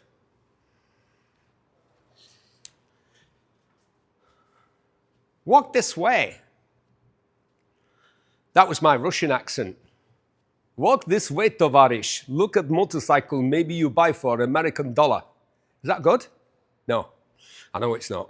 1961 IZH350, super rare in the UK and a good example. This is a 350cc 2-stroke single cylinder, a fresh looking build. Yeah, it's just been put together like this to try and sell something that probably wasn't a military bike, but as a military bike, it's a more saleable project. It just looks better, more appealing. Unused tyres, in other words, brand new tyres. Wow, they are blocky. They look like they're off a Jeep or something like that. Look at them, wow. Good compression, many new parts, dry stored, 1,500 to 2 grand. On the 1961 IZH350, you buy, tovarish. I swap you for Levi jeans. Good? No? Okay, I won't do that again. Kawasaki GPZ1100 project. One of the original superbikes. Air-cooled, double overhead cam, 8-valve inline 4. Low mileage on this one, it's done. Where's the mileage? Ah, right, 16,500 miles from new. One of the original superbikes, this, wasn't it? 1982, wow. 1 key supplied, a few nice original parts. Obviously, somebody started on restoration. Not done a bad job on the tank. I mean, it might look grotty on with Phil's inept camera work, but... Sorry, Phil, I didn't mean that. But there are no horrible dings, bangs, scratches or anything like that on it. It's just been rubbed back and then primered and left like that. This might be a bargain, you know. Original owner's manual here and all that sort of stuff. There's a load of gubbins hanging out this side. Not a good sign. But the front end looks pretty tidy. Look how weedy those forks are and how narrow that front tyre is for the kind of performance that this bike was capable of back in 1982. No reserve on that one. A cool retro project, as the lads point out. 1957 Royal Enfield 350 Clipper. RAF-inspired single. That means somebody's painted it RAF colours and put like a roundel, the sort of thing you might see on them Lambrettas we had earlier. Suspension there on the seat. 1957. Wow. It's amazing how the newish ones look so similar to how they did. Well, it's not that amazing, is it? It's essentially the same motorcycle, but this is a real one. This is an original one with a Smith's clock. Smiths of Clerkenwell. Yeah. I've been to their factory there in Clerkenwell in London, near Sadler's Wells, where they have the ballet. Phil's a frequent adherent of the ballet and opera, I believe. Yeah, right. No reserve. Said to him, put away running, say the lads here. Mind you, that's in inverted commas, so don't bet on that. Nothing wrong with it. It's no reserve. It'll sell this Friday. Somebody will love it.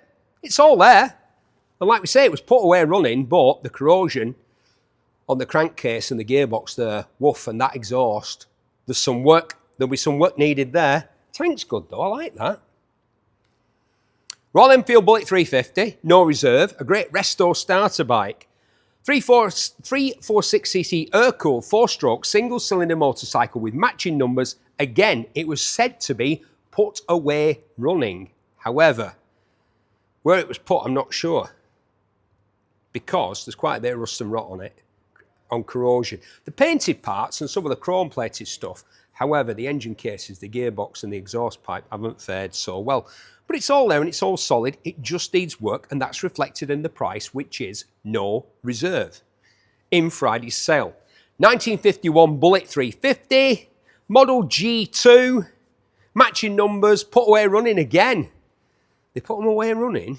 Somebody was collecting these and just stashing them and doing out with them. Perhaps they thought that they were going to massively appreciate in value. Well, we'll find out how valuable this one is from 1951 when it sells in our sale on Friday, because again, look how evocative that is. Royal Enfield, built like a gun with a cannon there. Fantastic. No reserve. Royal Enfield Bullet 350. Do you ever get the feeling, Phil, that you just keep on repeating yourself and you might be losing your marbles? All the time, mate. All the time. No reserve, matching numbers, restore project, was put away running, 4-stroke single cylinder. 1950, that one. Anything else I can tell you? Woof. There's work to be done here. Really work to be done. I'm so tempted to buy one of these and just try and get it run. Just try and get it to live again. 14,616 miles this one's done. I wonder how long it is since it was actually ridden down a road. Wouldn't it be wonderful to just get one and even, never mind like a full restoration, just get it working. Be great that, wouldn't it? No, you're thinking. No, Steve. Well, we've got plenty of bikes that need no work, but we've got some projects. We're always going to have project bikes at Manor Park. However swanky we get with our World Superbike winning Ducatis, we're always going to have projects like this one. Not as much of a project as that last one. 1960 Royal Enfield Meteor Minor. A minor Meteor. Great project that needs finishing. The bike was first registered in 1960. The frame was powder coated and it was then built up. Yeah, there's been some nice... Ah, right, okay. So there is some nice paintwork. And then it's faded here on top. It's really nice on the side round here. The side panels are good. The chain guard's good. The saddle's good. This isn't as much of a project as the other. That clock doesn't look right. That's a later edition because this is 1960 and there's no way that's 1960. It says kilometres per hour in 1960. We thought kilometres were like having cheese for breakfast. Not something that we British would ever countermand. Yeah, kilometres. What? What's wrong with miles? Nothing. Harley-Davidson, I like this. Harley-Davidson 1200 Sportster Custom. 1200 air-cooled 45-degree V-twin Evolution. Good-looking engine. Is that a McIinney? I'm having a look at the carburettor and seeing if it's the standard one. That's nice. I think that's standard. Pipes are wrapped, obviously. Bit of a deliberate patina. That's been done by hand. Nice on the top yoke there. Drag Specialities, aftermarket clock, aftermarket footrests. Are these Hagens on the back or they are progressive? Yeah, they're good. Yeah, there's some good gear on it. It's been, I know it looks rough, but that's deliberate. Like me. I look rough, but it's deliberate. I could look better than this if I wanted to. Pack of receipts for the work include up to £2,000. Yeah, somebody spent £2,000 getting it to look like that. Some people like the rat look, the rough look. Not sure about this rear view mirror. Looks like it's off a Fiat Panda or something. Rest of it I love. Just take that off. No reserve on the Harley. 1200 Sportster Custom with room for one. Would you not be tempted to stick a little dicky on the back there for a significant other? You might get lucky riding something like this, Phil. Velocette Valiant. No reserve Boxer Twin. Yeah. People think, oh, did they copy BMW? Yeah, well, they copied Douglas, didn't they? Yeah, Douglas of Bristol, England with their Boxer Twin. Velocette Valiant. 200cc air-cooled, overhead valves. Decent tech on it. Yeah, Velocette were great with technology. They were plucky Velocette. Just under 20,000 miles since 1958. No reserve on this one. It's very green. Even the saddle's green. I've gone green, you could say. Shaft drive Boxer Twin. Yeah. Well, like BMW, you could buy it and you could go, no, actually, like a Douglas Dragonfly, made in England. No reserve. Bullet, oh, We've got more bullets than Clint Eastwood. Phil's nodding off now. Shall I shout a bit more? Keep going, Phil. We're nearly there. 1960 Royal Enfield Bullet 350. No reserve, put away running, like the others. What more can I tell you about it? It's all there. Saddle's good. Tyres are okay. It's rusty. You could either work on it. There's nothing wrong with that tank, except the paint's all peeled off and this, that, and the other. It's not like it's got big dings in it or anything. Let's look inside. Yeah, I know, the paint's coming off. It's had petrol in it. Oh, actually, there are some dings in it. Thanks for pointing that out, Phil, because people were looking at those dings while I was saying, it's not like there are any dings in the petrol tank or anything. There are. But you'd have to live with it or get a different one. Right, okay. I'm sure that the condition of this motorcycle, which is said to have been put away running, will be reflected in the price. No reserve. Sky Team Ace. That sounds like a Pokemon, doesn't it, Phil? I thought you'd be the sort of geek that like... No, sorry. Didn't mean to use the G word. That like that sort of thing. Cartoon characters and whatnot. Ships in bottles, model aeroplanes, craft beer. You know, the sort of men who've not had too much success in life, take to. That was judgmental. I didn't mean any of it.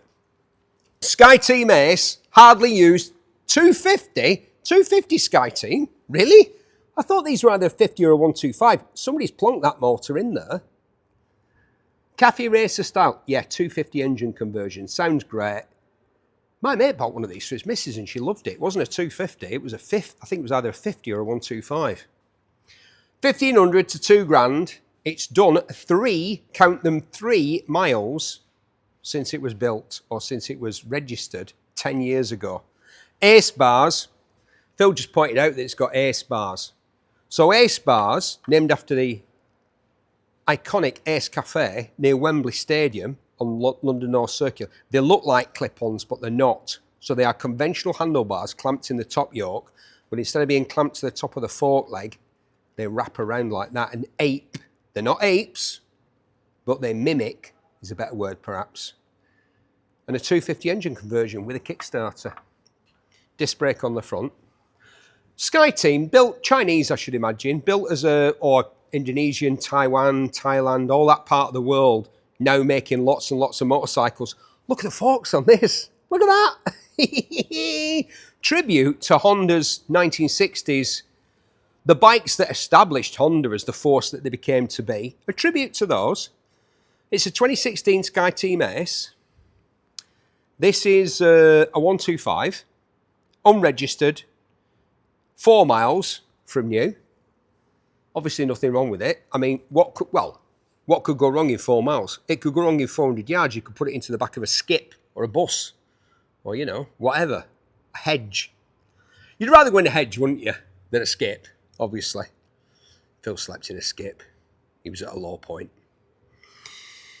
2 keys, new and unregistered. 1,000 to 1,500 on the Sky Team 125. Sky Team Ace 125, another one. This one's done 1 mile. That one's done 4. I don't want a used example. I want a brand new one. Oh, this has got a pipe. Has this got a pipe on it? Yeah. Kickstart 125. 1 mile from new. New and unregistered. Cafe Racer styling. Flatter bars. Be more comfortable that than the one with Ace bars. The bent over job. Look how far back that saddle is. You haven't got a choice, is it? You're lying down to ride this one. Cafe Racer style all the way. Grand to 1,500 quid on the Sky Team Ace 125 with 1 mile on the odometer. MZ250 Racer from 1975. Great looking race bike. This is a race bike, right? You decide. This has been UK registered from new. It's got a sporty exhaust, clip-on bars, higher fixed foot pegs. It's got an expansion chamber. That looks odd, affixed to the MZ. This was, MZ racing like this was, as they said, the cheapest way. I remember reading a couple of articles about this, and I remember seeing these guys race at circuits like Snetterton or Three Sisters or the one on Anglesey, whatever they're calling it this week, Tycross, Circuit Anglesey, whatever. the cheapest way to go racing on an MZ250, but they were getting round and they were racing. Still a drum brake on the front of this one. Somebody's put this together. That's an Aprilia tail unit, isn't it? Yeah, looks Aprilia to me. Says MZ, looks Aprilia. Yeah. A humble MZ250 single turned into a race bike. The estimate, 2,750 to 3,250. Honda CR750 Race Evocation. 736 four-cylinder four-stroke, 80 brake horsepower at the rear wheel, a replica of the factory CR750, a painstaking recreation, which has done lots of parades and stuff like that, looking and sounding amazing. The condition is fabulous. The expense in creating it was considerable. We have a large file of receipts and the CRMC registration certificate. What a thing. Be like Barry. For £12,000 to £14,000. Benelli GP500 Evocation, a reproduction of the famous 1960s Grand Prix bike ridden by Jarno Saarinen. I was watching a documentary about that lad last night. Yes, possibly like you watching this when everyone else is watching Traitors or whatever else is on telly. I'm on YouTube watching Jarno Saarinen racing in both the 250s and the 500s back in the day and absolutely whopping the opposition. Brought a different style to motorcycle circuit racing, didn't he, that fellow? Jarno Saarinen. In many ways, like Henry Toivonen, the rally car driver, one of the lost great Scandinavian talents of motorsport. This is a recreation of his Benelli GP500. It's from 1982, chain drive, race camshaft, Marichoki suspension, period bodywork, tank and seat, and Brembo brakes. The estimate on this one is £4,500 to £5,000. Oh, we had some lovely Ducatis over there, and we've now got a lovely Ducati here. This is where it all comes from, isn't it? The Ducati 900 SS from 1979. The highly collectible square case, bevel drive, twin cylinder motorcycle, that distinctive twin cylinder there. It's an original UK supplied bike, this one. It's not even red. It's in this evocative black and gold livery. It's just seared onto the collective consciousness of a generation, along with like the Moto Guzzi Le Mans, the Kawasaki Z1, the Honda CB750. From that period, from the 1970s, the Laverde Jota. The Laverde Jota's from the 80s, Barry. You don't know what you're talking about. Yeah, okay. I love it. I love it when you get in there and educate me. Kickstart on this one. It's done.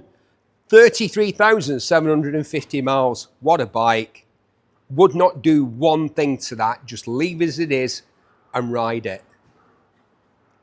Wow. Like a Lamborghini Countach from the same period. Just iconic Italian design. Nobody does it like the Italians.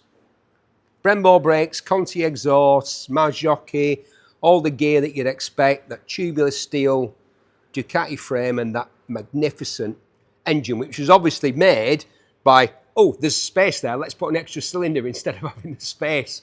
Needs must when the devils drive. Necessity being the mother invention of all that. Yeah, that's what Phil said. CCM Spitfire. I've done a lot of mileage on these.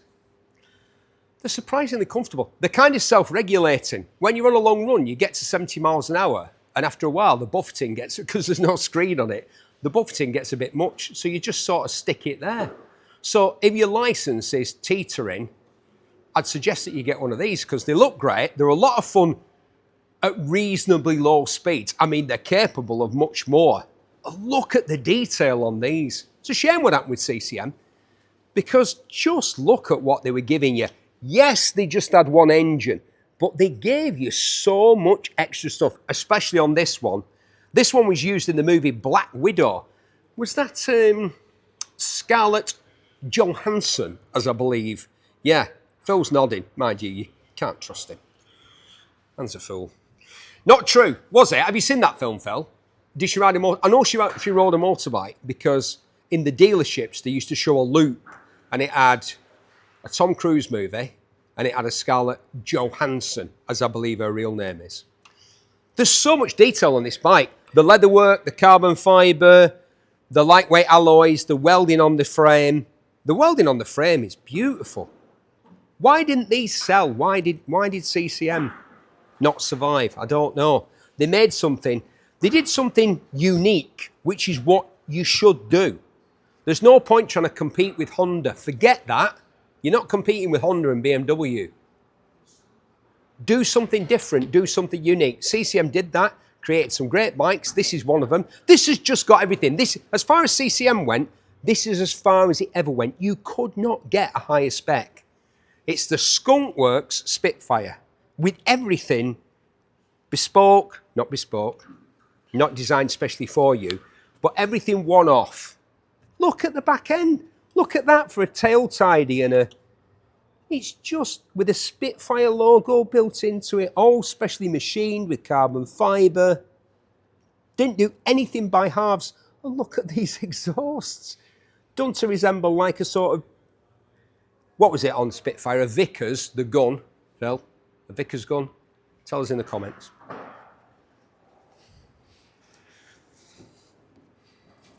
$9,000 to $11,000.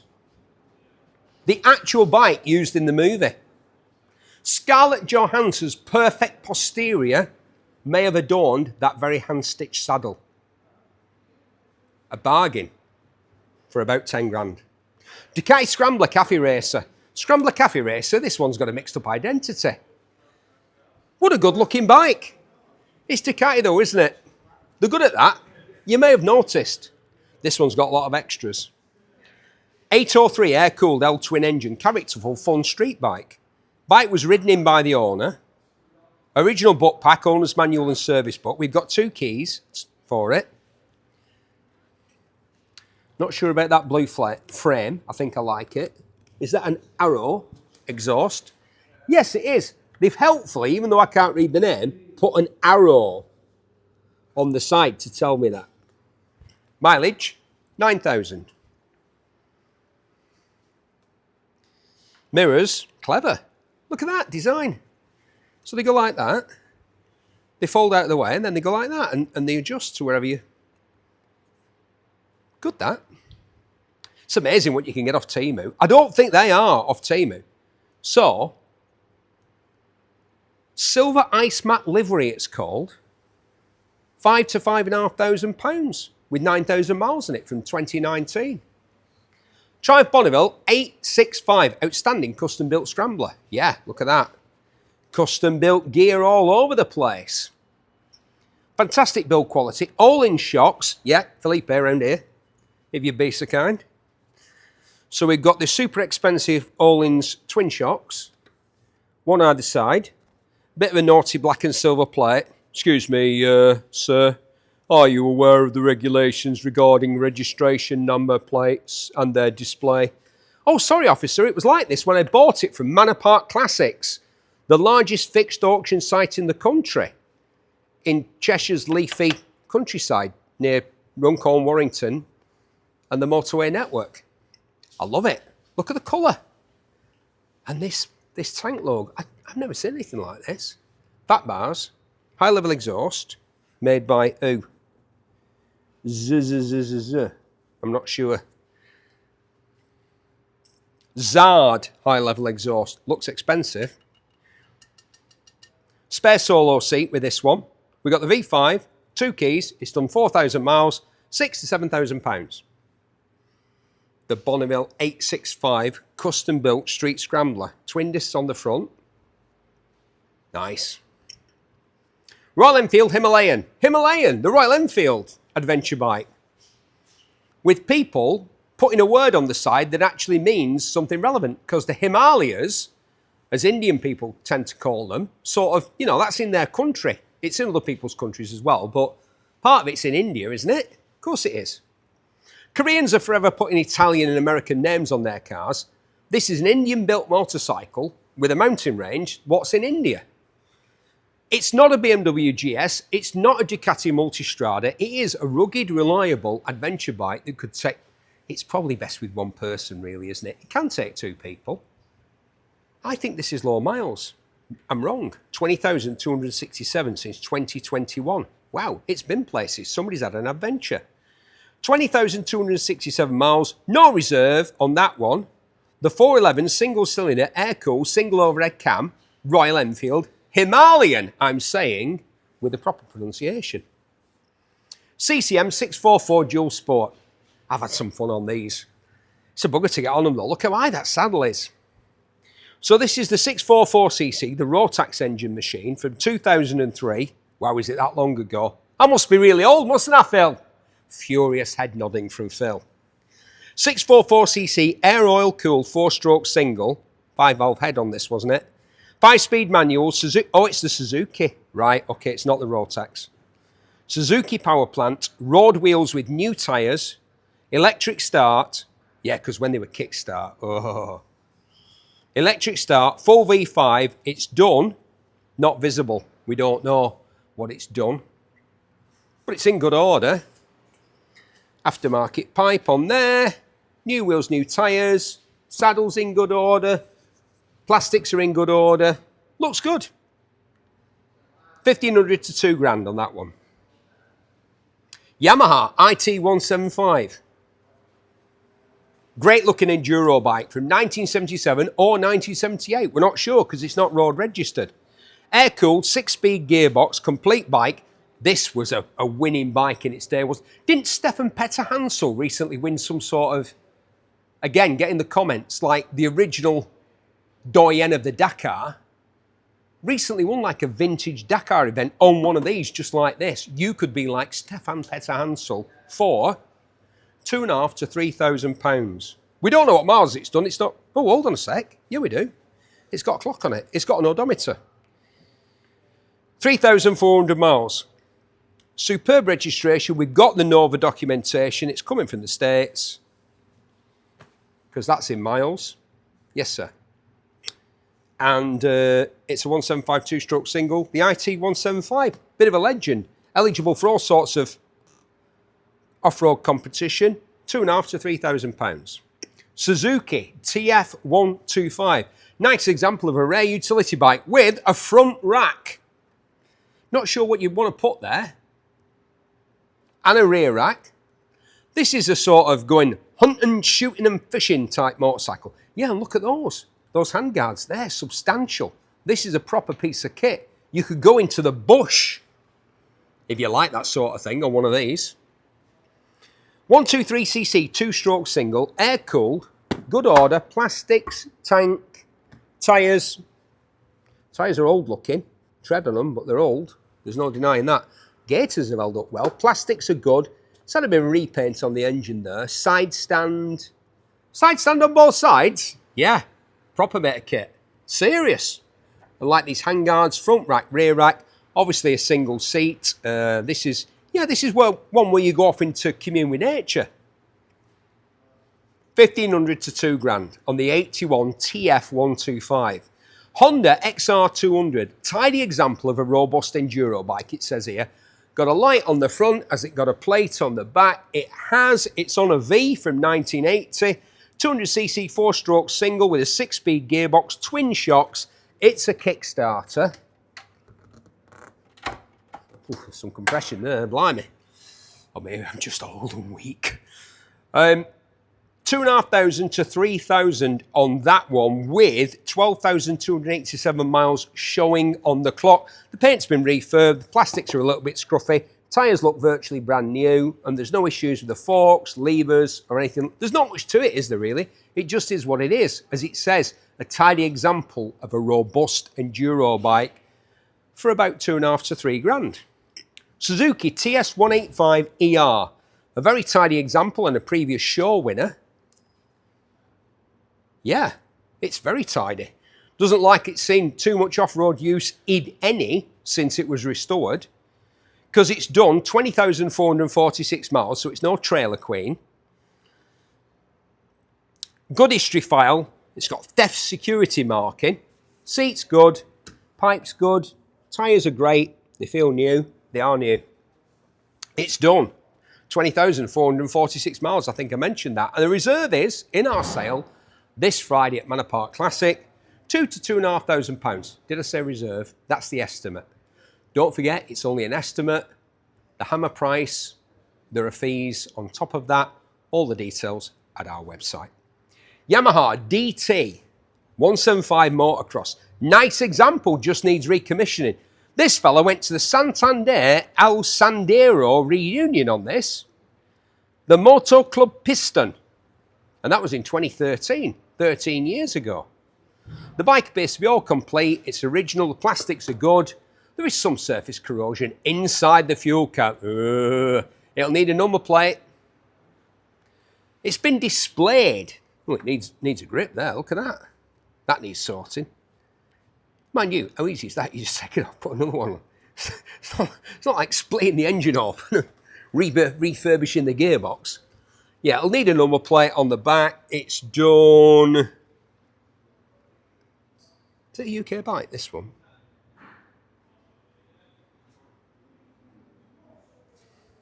Yeah, it is. Yeah. 22,161 miles. UK bike. Needs a plate on it. Honda CR250M Elsinore. Yep. A complete bike restored to a high standard. Unusual to see one that hasn't been modified or messed about with. This came from Woody's Vintage. Off-road Hondas. Mobile number. Mind you, where is he? Is he here or is he in the United States? I don't know. All I know is it's been restored to a high standard. It's ready to rock and roll. The reserve's going to be pretty high on this, so the estimate's going to be pretty high rather. Yep, £5,500 to £6,000. 76, that's because they're like the outstanding example of that era, aren't they? The 250M Elsinore. 5-speed box. Complete restoration. £5,500 to £6,000 on that one.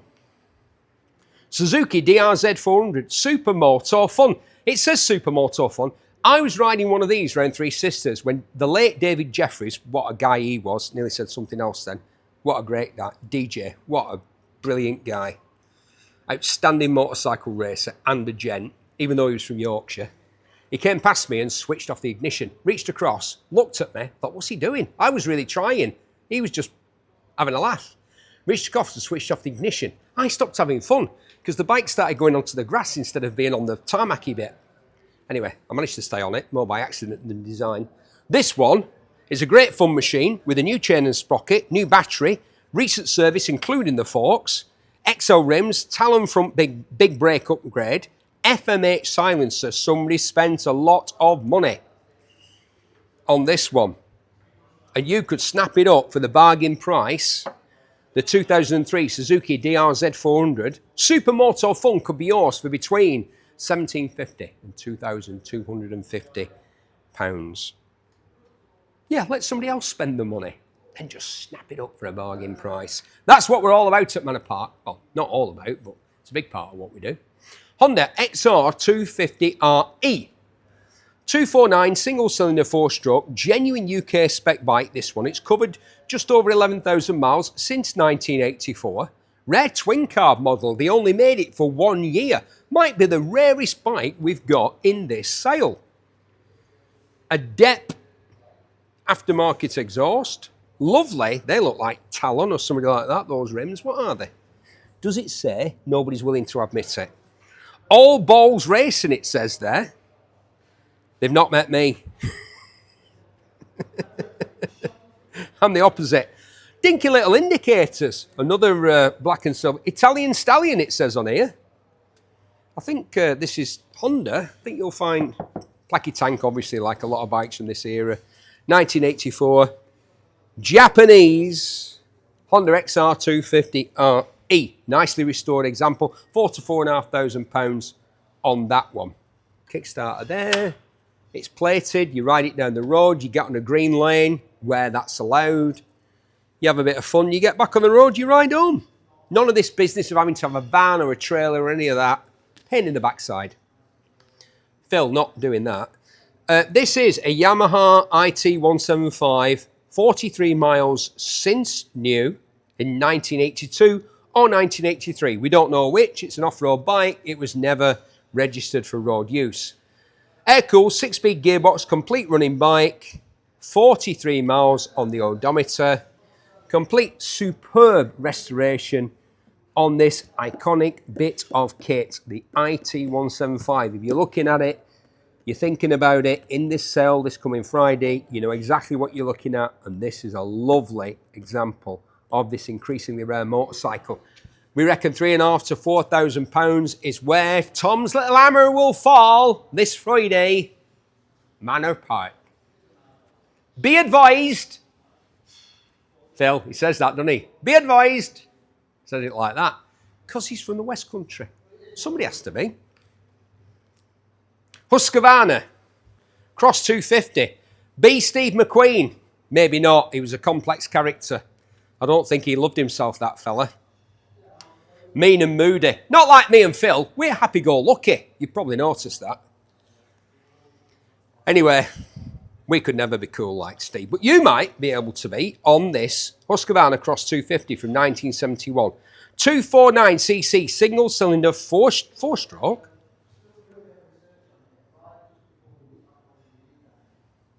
Fully restored. 0 hours since the engine rebuild.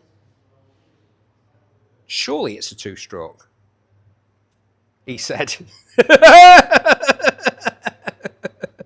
4.5. Look at that. It's even got a rear mud guard on the front.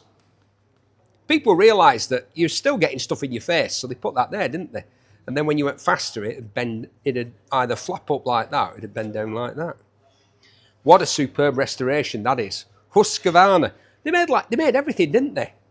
Mind you, a lot of the bike companies made everything. Kawasaki motorcycles are less than 10% of their production, less than 1% of their profit. Yeah, huge company. And yet other bike companies just make bikes. When I say bikes, speaking of bikes, Lot 106, a Rally Grifter, 80s icon, collectible vintage 1980s bicycle. Good condition, white frame, mag wheels on a bicycle. Got a sports saddle. Where are the gears, Phil? Plastic pedals, really? That must have been high-tech back then, doesn't it? No reserve on the 1980s Rally Grifter. So that's a Grifter, BMX bike. Next to it, a 1980s Rally Grifter, but red. Sport wheels, not mag wheels. Bit of a sort of protector there to stop your padded protector, which looks factory, to stop you clattering yourself. Proper rally badging, made in England. Rally TI, of course, they made the tubing, didn't they? Placky mudguards. Saucy saddle on there. What's that? Série Royale. Série Royale. Wow. Right, okay. Sort of halfway between a real... The last one was a BMX. That's kind of halfway between a real bicycle and a BMX. You're going, they're all BMXs. Blue Grifter. Série Royale saddle. Mag wheels. Good condition. Just arrived. The most highly regarded children's bike in history. One of the most famous bikes is the Grifter. No matter what, when you come of age, it's likely you've ridden a rally. Yeah, I've ridden a rally. I've ridden a Rally Arena 10-speed, a real bike. Not like these. They're great. I bet if I'm not of the right vintage. I'm too old. Kids were riding these when I was on my Rally Arena 10-speed or my Eddie Merckx. But if you're of a certain age, I would imagine that all three of these invoke a powerful nostalgia. Indulge yourself in that powerful nostalgia by buying one of them in our sale this Friday. You've got to be in it to win it. Get registering at Manor Park Classics. On the internet, you'll find us. We've got a great website. Really easy. Unlike a lot of other people, it's really easy to navigate. It's very straightforward and it's quite elegant. It's not clunky and overcomplicated and old school. We have old school motorcycles. We don't have an old school website. 2014 Spy Racing F1 250. Not that keen on two wheels. Positively dislike three wheels. How about something with four wheels and a 250cc engine by Spy Racing, whoever they might be. It is registered. It's on the road. I would imagine that 250 liquid-cooled engine is derived from, I'm going to say, a Yamaha or a Honda. except it's not made by them. It's made by Spy Racing. You can drive it or ride it because it's got handlebars, but it's got 4 wheels on a full car license. It'd be a great toy for the summer. It's got a wing on the back and you could fit 2 people on it because, again, it's got motorcycle foot pegs for the rear seat passenger. It's a bit of a odd one, this, but so am I. So far be it from me to denigrate it in any way, other than say it's a bit oddball, it's a bit different, but it might be a bit you for no reserve in our sale this Friday. Or how about an actual motorcycle? In fact, a fantastic 1980 Honda GL1100 Goldwing, 2 owners from new, low mileage. It's got full wacky 1980s luggage done by Vetter. Yes, Craig Vetter, the guy who did the Triumph Hurricane, amongst other things. So he designed this luggage for the Goldwing. We believe this bike was sold new in, we think, Belgium. It's got kilometre clocks on it, and yet much of the other writing that's on it is in Anglais. So it's a bit of a mixed bag. It's in great condition. Saddle's good, paintwork's good, got a few scratches. Wow, a bike very much of its time. Do you like the looks? I do. You might not. You might think it looks wild and wacky and a bit old school. It's, what are we calling this colour? Phil, is it purple? Is it burgundy? Is it maroon? It might be maroon with gold accents. Yeah, I like it. 44,335 kilometres. We've got the original owner's handbook. It's very original. It's electric start, 5-speed. It's the 1100. And it's got a graphic equaliser on the stereo. Look at that. Come on. Let's boost the bass and back off the treble. Come on. What would you play on there, on the radio cassette there if you were riding this? There's only one thing you can play on this. And that is the mighty Prince Nelson Rogers with a bit of Little Red Corvette, Let's Go Crazy, or best of all, Purple Rain. When he rode a silver wing, yeah, not a gold wing, because with these little legs, couldn't reach the floor from one. Mind you, I don't think I could reach the floor. I'd struggle. What a lot of motorcycle for, we reckon, £2,750 to £3,250. Walk this way. 2 Tiddlers, which might just be the Tiddler twins, my favourite in this whole sale. First of all, the Honda CT90, the original Trail 90. Now, this one's UK. It's got a player on it from 1969. 89cc 4-stroke air-cooled single cylinder. Looks to be mostly original. Beefed up forks, yes. Rack on the front, rack on the back, yes. Wicker basket, maybe not original, but doesn't it look fantastic? High-level exhaust, stunning example of a very cool bike, but not the ones... Was this the same as, tell us in the comments, was this the same as the Australian market one where you could turn the handlebars round to put it on a train or a bus? Get in the comments. I can't believe, I know these are collectible, it started first kick. The lads have put here, this bike started first kick when it was delivered to us. Of course it did, it's a Honda Cub. The indestructible, irrefutable, unimaginably brilliant Honda Cub, the CT90, 1,500 quid to 2 grand. How many miles on it? 138, it's had a clock change. You're not kidding, it's had a clock change. In great condition, ready to go. With its own wicker basket. Off you go for a solo picnic on your own. Because like Phil, you haven't got any friends. Oh, he's nodding now. Phil, I'm your friend. Don't want to be my friend. Yamaha FS1E, the fizzy. You all know about this. I love this colour. That is cola bottles. You know cola bottles? The sweet, that's the colour, isn't it? Which isn't the colour of Coca-Cola, it's the colour of root beer. Dr. Pepper's that colour. 49cc, single cylinder, 2-stroke, air-cooled, rotary disc valve. 53 mile an hour downhill with a thin lad on board. Lying flat like Rolly Free. With his, what other than British Knights were there back then? Adidas. Did Adidas do high-tops? I don't think they did they? We've got the original Haynes manual, the original owner's manual. It starts, runs and rides. Bought from a classic dealer in 2019 when it went through a full PDI, having been spectacularly restored. Look at it. It's like a jewel. 5,500 to 6,000 for an absolutely immaculate fizzy disc brake edition, no, drum brake edition, because it's from 1976. What a great year that was. If punk rock were a motorcycle, it'd be that bike. 2024 Ducati Panigale V4R Bautista World Superbike Replica. What a long name for that bike. Number 2 of 219 World Championship replicas. 1103 Desmo Sideci Stradale V4 6-speed gearbox. Signed by Bautista. Where did the fella sign it? That's where he signed it. Large list of special features. 1 owner from new. Full UK V5. 10 miles on the odometer. This is number 2 of a 219 strictly limited edition of the 2024 Ducati Panigale V4R Bautista World Superbike Replica. One of quite a few outstanding, extraordinary Ducati motorcycles that we are lucky enough to have in our sale this Friday, which is mainly due to the hard work of the lads behind the sale.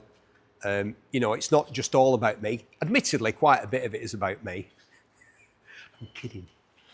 The lads put the work in. We've got a fantastic sale. We've got amazing variety. We've got superb quality. We've got something for everyone this Friday. But don't forget, you've got to be in it to win it. Get registering. We will start here at Manor Park Classics in Leaford, Cheshire at 11 o'clock on Friday. I'll see you then.